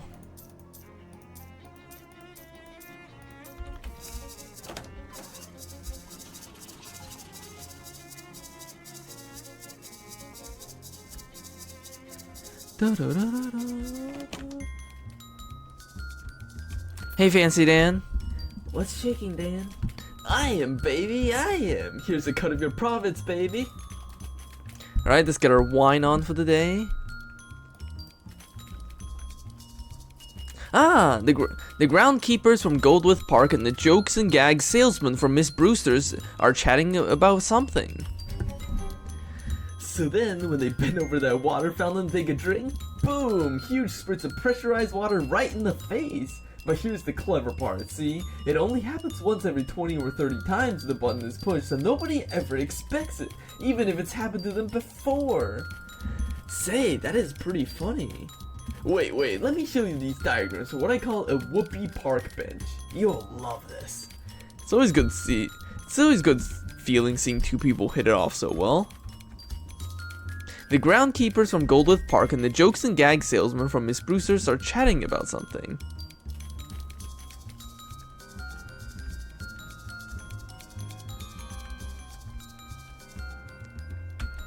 There we go. These two are obviously on the second date and you shouldn't bother them.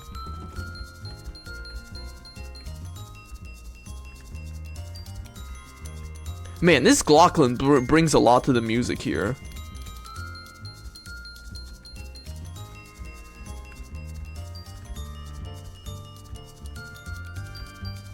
I'm just leaving sand everywhere.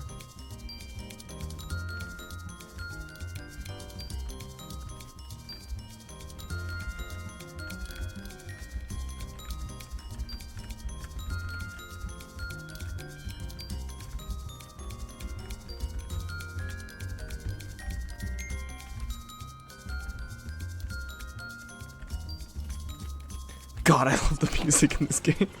I can't get enough of it. Do we have any more newspapers?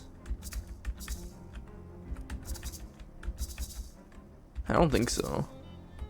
I don't know why I'm checking so obsessively.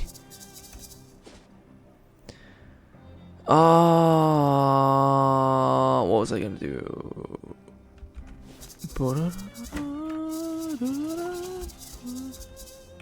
Hey, Hi, Molly. How's it going? My Roscoe's getting rusty. Let's blow this joint and find some action. You know, I have had a couple of run-ins with a couple of different street gangs in town, but I haven't seen much actual mob activity, apart from the warehouse. Well, sure, we know better than to drop a hole of mud where we eat. Gotta keep our hands clean, you know? Definitely wash your hands before eating, yes. The gangs pay us a squeeze for letting them work their rackets on our patch, and sometimes they come in handy if we need a few extra yeggs for the heavy. I see. It's been a few years since I was in Ocean City, but I don't remember it being this run down. Yeah, she's been a tailspin for a while, and I ain't sure why. Ain't the mob's back to hold. Sure, we've been raking the spondylix ever since the Fuzz was given their walking tickets, but we didn't know it was this shindig. We didn't throw this shindig. Hey, you know if there's any good heater joint around here? I gotta stock up on pills. they make pills for heating things? Sure, you know, hot lead for ventilating things. But ventilating things usually makes them colder.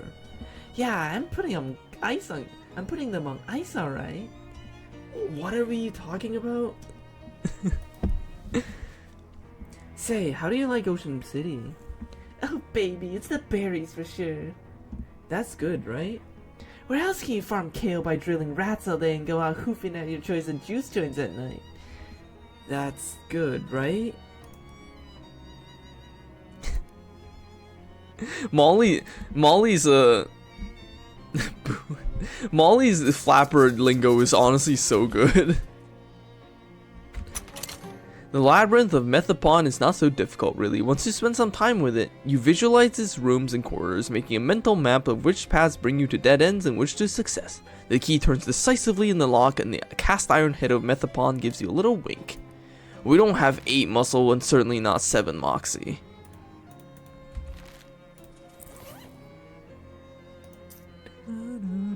Oh yeah, we need to learn this skill. You read the weird book, including all the several page-long footnotes, and the parts in different typefaces and orientations, and the parts written in languages you don't speak. You can't help but think there's more to the story than this, though. Maybe you should give it a read again. We got the skill Mind Melt. The brain is similar enough in texture and composition to cheese for a skilled wizard to manipulate it. That's so messed up. Oh my god, if we upgrade it, it'll also heal us? That's actually really nice. The problem with healing in this game is that it's almost never worth wasting your turn on healing when you could be doing damage instead. But if our attack also heals us, then that's very convenient. I actually kind of want that. We now have Mind Melt.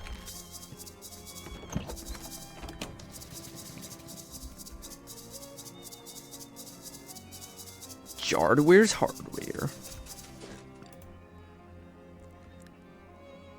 A man on the street does a big theatrical double take as you pass. Just wanted to get another look at you. Hey, whoa now, how's the weather up there? Up where? You're taller than me. Up on the property ladder. I almost can see you up there.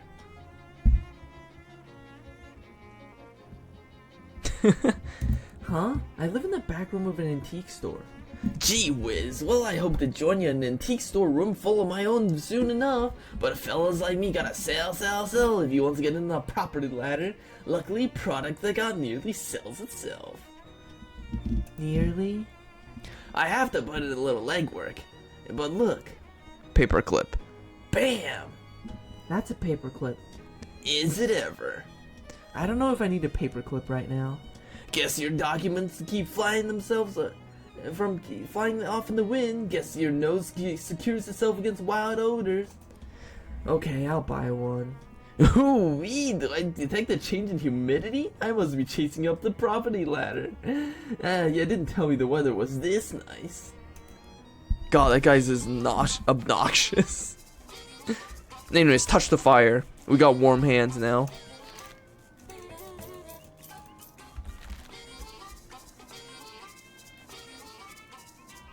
The unmatched power of the humble paperclip. So true. Let's go to Crystaldream Lake. Ah, the spooky forest. The place with the best music in the game, in my opinion.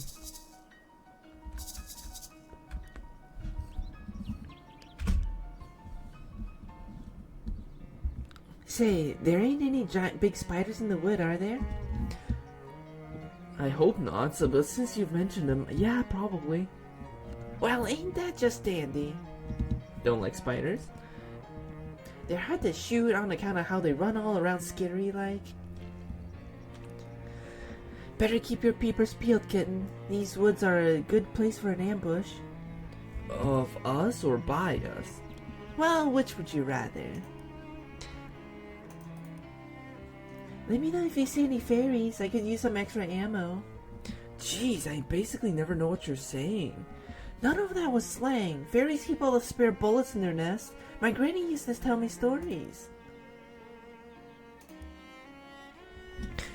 Shame it ain't a nicer day for a walk. It is pretty peaceful around here by and large. It's so peaceful I'm about to cast a kitten. Yo, what? Listen up, Buttercup. If I don't typewrite something soon, I'll go off my nut. Well, I take that under advisement. Ah, I didn't mean to go in here. Some kind of a funky pump contraption.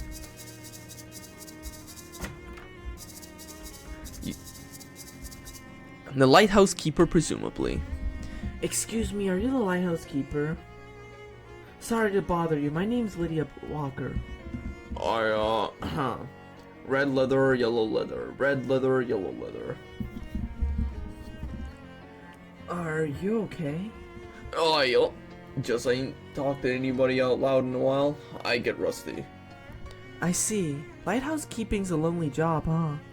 Well, it's solitary, that's for sure. I ain't mind it though. Ain't exactly a people person. What can I do you for? What does a lighthouse keeper actually do? Well, it used to be I had to light the lamp every sundown and then douse it again at sunrise to save on fuel. Used to be? When it was an oil lamp, we got a hookup to the electrical grid a couple of years ago though, so now I just leave it on all the time. About all I have to do now is change the bulb every once in a while. Yeah, I had to do that at the start of the stream because I didn't really talk much today. I did like nothing at work except for read Lovecraft. It sounds very boring. Nah, I never got bored. Always plenty to do. You must have a bunch of hobbies. Oh, yep. Got a book and a whittling knife and plenty of middle distance to stare off into. How'd you get into this line of work? Oh, my family's always been lighthouse keepers. On both sides, Mom and Pa kept lighthouses within sight of each other. Used to wink the lights back and forth once in a while. That's kind of romantic. You know, I never did find out how I was actually born. What? Anyways, was there something you needed? Yeah, I finished in the Mountains of Madness today, and I actually really didn't like it. I thought it was really bad. Especially after reading the masterpiece that is the Dunwich Horror. In the Mountains of Madness just felt like a huge letdown. Have you seen an old compass around here? The directions kind or the circles kind? Directions? Oh, yep. Got an old one I picked up at her estate sale about 20 odd years ago, I reckon. I'd show it to you, but it's upstairs and the lighthouse is flooded. Flooded? Oh, yep. Filled right up to the top. Have a look through the window there and you might see the fish pass by. How did that even happen? Pump broke. No, I mean, how does a lighthouse just fill up with water? We aren't even below sea level here. Something to do with tides, I reckon. This is a lake. Anyways, I need a Glaxton valve to fix the pump. There's a hardware store down the road a piece if you got a mind to help out. Upstairs is flooded. Through the window, you can see that the lighthouse tower is entirely filled with water. The lighthouse keeper has put a little cork in the keyhole. This place is so fucked. A dusty chess set. This is a nice chess set. Did you whittle the pieces yourself? Well, took me 16 years. It took you 6 months to carve each piece? Pawns went quicker than tall ones, but more or less yup. The horse is particularly tricky. No sense in rushing it. Wanna play a game? Can't. Already got a game in progress. The only piece that's been moved is a single white pawn. Well, I went first. This was about 2 years ago. Who are you playing with? Nobody. Well, here, I'll play you. You push one of the black pawns forward. Interesting. It's your turn. Don't rush me. I want to consider all the possibilities. Come back in 3 months or 4 months. Bloodborne nightmare stuff without the horror. Yeah, this game is definitely more of a comedy than it is a horror. Arcane oven. The only thing I can make is an iron pumpernickel. I'm not doing that. Lighthouse Keeper's bed is very simple but is very tidy. A single book is sitting on the table. War and Peace, huh? That's a hefty one. Mind the bookmark now. Of course. Oh, looks like you just got started. Been reading about for 5.5 years. Your bookmark is still in chapter 1. I just got about to the last sentence of it. I've been reading it 1 word every day. War and Peace is almost 600,000 words long. Well, don't tell me how it ends. Honestly, this BGM is so good. I legitimately love this BGM so much. Like, I could fall asleep to this.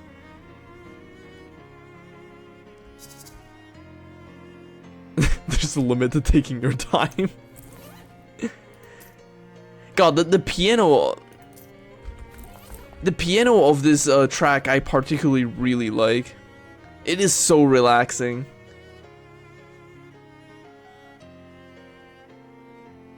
Also, I just realized this lighthouse, this room's geometry is kind of fucked. It kind of feels like I'm looking at the Dutch tilt downwards into this room, the way it's framed.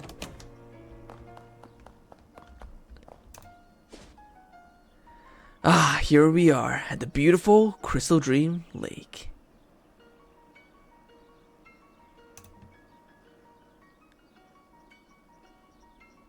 Molly points out a sign posted at a fork in the trail. Sandwich Historical Village and Witch Trial Museum. Oh, witches! Let's go check it out. You like this kind of spooky stuff? It's the berries! Gets the blood pumping, you know?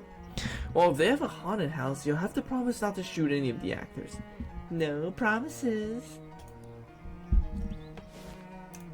I just remembered. We have some interesting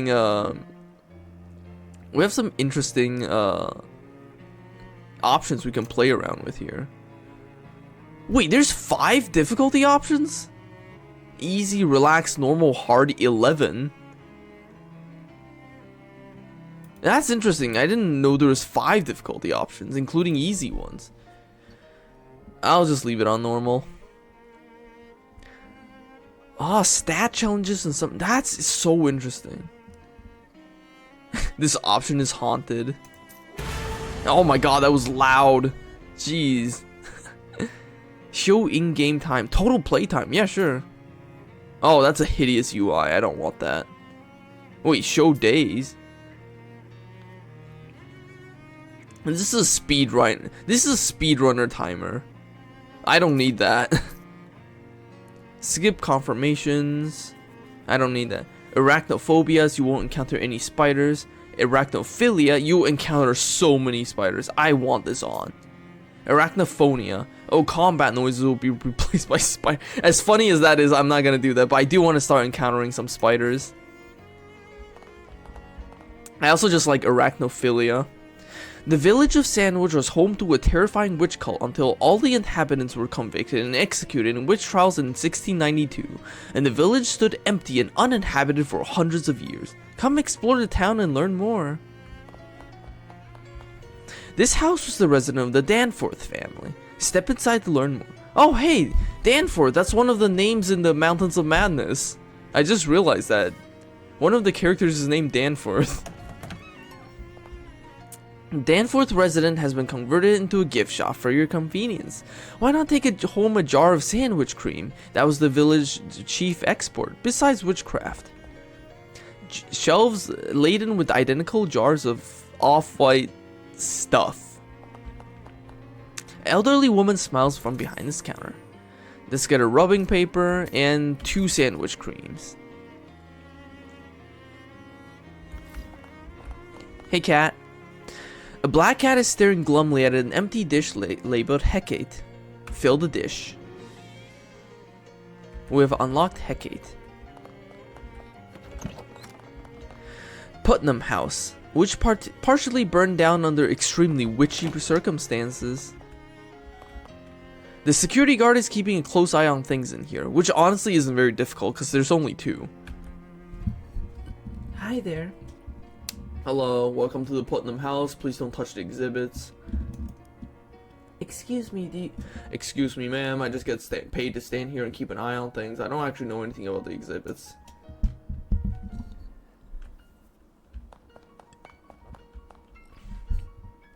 Everything in this house was destroyed by fire except these 2 objects, which were found concealed inside a metal box. There's an antique rag doll here. The ragdoll has a bunch of old pins and needles stuck into it, and for some reason has the word boring embroidered across its front. The little plaque on the plinth says, witches frequently use special dolls called poppets to curse their enemies. This one was apparently made to target a Mrs. or Miss Boring, though no one of that name is listed in town records. And then in tiny text at the bottom of the plaque, the pins were not found with the poppet, but were added for demonstration purposes. It appears to be someone's diary. Oh yeah, the little description on the front of the plinth says Diary of Delia Putnam, so that confirms that. Mostly it doesn't look very interesting enough to be worth deciphering the archaic handwriting and spelling, so you flip ahead to the last page. 6th of March 1692. Ugh, I hate that Peter Proctor so much. He thinks he can just go around being as mean as he wants to everybody, just because he has a lot of money and lives in a big house and all. I should have used a much stronger curse. It should have been worth the trouble.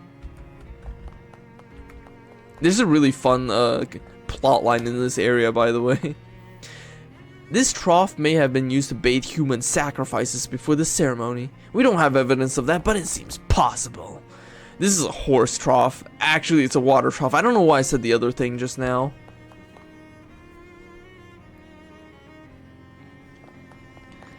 You reel in an old pair of shoes? They're called saddle shoes because, like a saddle, they're worn directly beneath the butt. We now scoot our butt like a dog.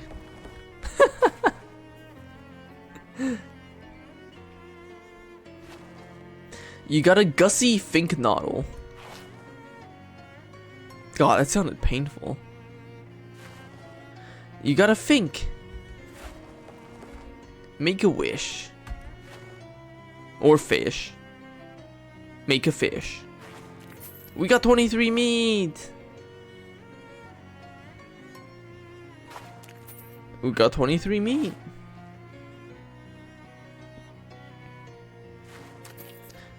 Alright.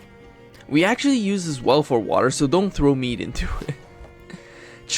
Sandwiches Church also serve as an ersatz town hall, courtroom, racquetball court, and dark sorcery place.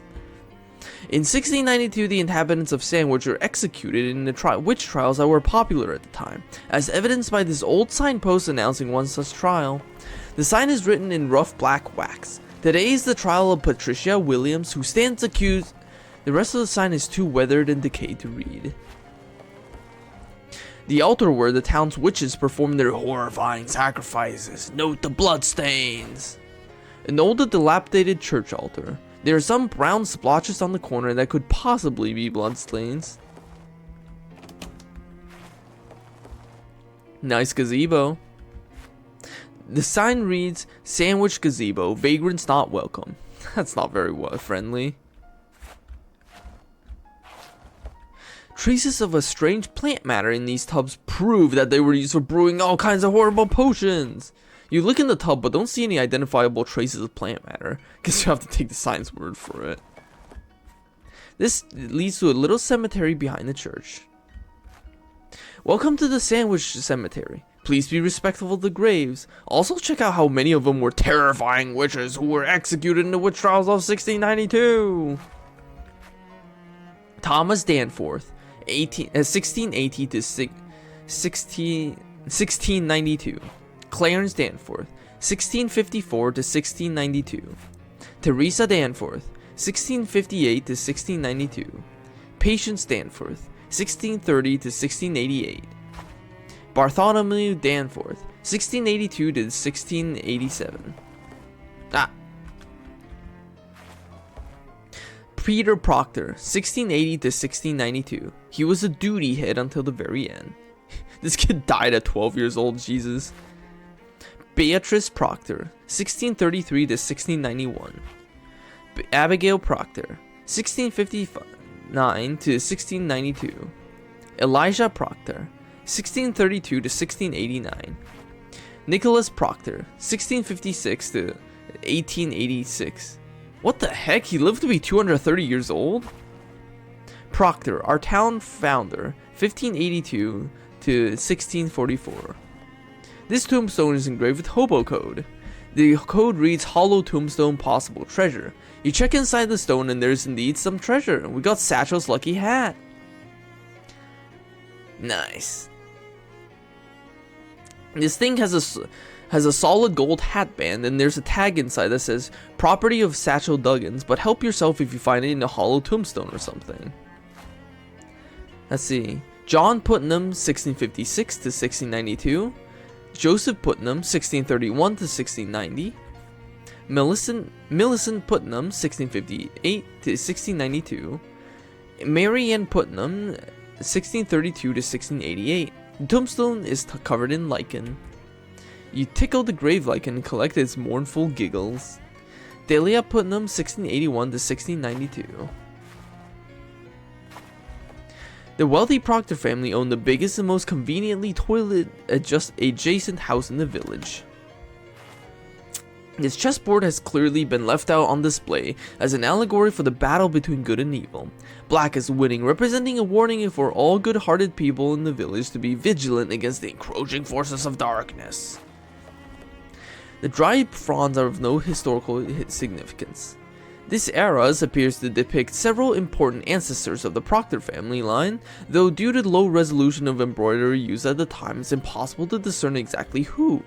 It has been pointed out to us that this era is unlikely to have been manufactured in the capital of Pas-de-Calais department of northern France, and therefore it is merely a sparkling tapestry. You're not frond on this plant. There's no plaque on this table. It must have always been boring. According to the county records, these were the most expensive stairs in the county. They go up full 1.5 floors. The second and a half floor? Here we are. These stairs just keep going until they hit the wall. Seems like rich people just have always had weird taste. The upstairs rooms are off limits while we catalog the contents. Please pardon our dust. This bedroom was traditionally given to servants as it was felt by the Proctors that it would be less of a tragedy if they got up in the middle of the night and fell down the stairwell. Mrs. Proctor's bedroom is especially off limits while we figure out how to deal with the strange mold we found behind the wallpaper. Mr. Proctor's bedroom, home to the country's most extensive collection of cravats. This was the bedroom of Peter Proctor, the only child of Nicholas and Abigail Proctor. This was Proctor's spare bedroom, where they kept the spares of all the expensive things they owned. This room was not part of the tour and is also not part of the house.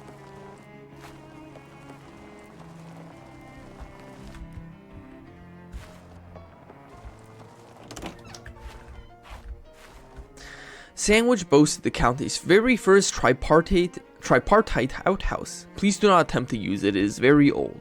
An old-fashioned 3-seat outhouse. A more modern convenience has been provided for your modern convenience. Huh, all 3 doors go to the same place.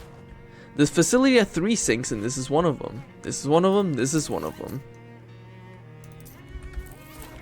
One toilet, zero privacy. That's fishing it.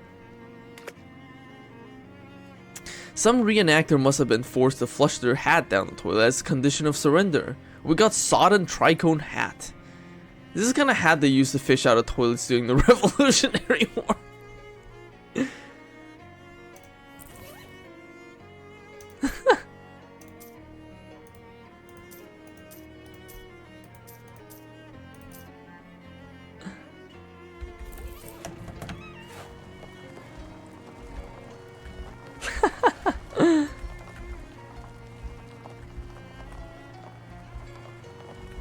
God, that sound of me scooting my butt is so unpleasant.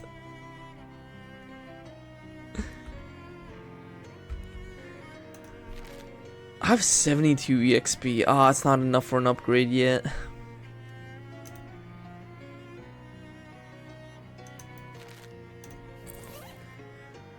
Oh my god, I'm so sleepy. It is 12:30. I should really get some sleep.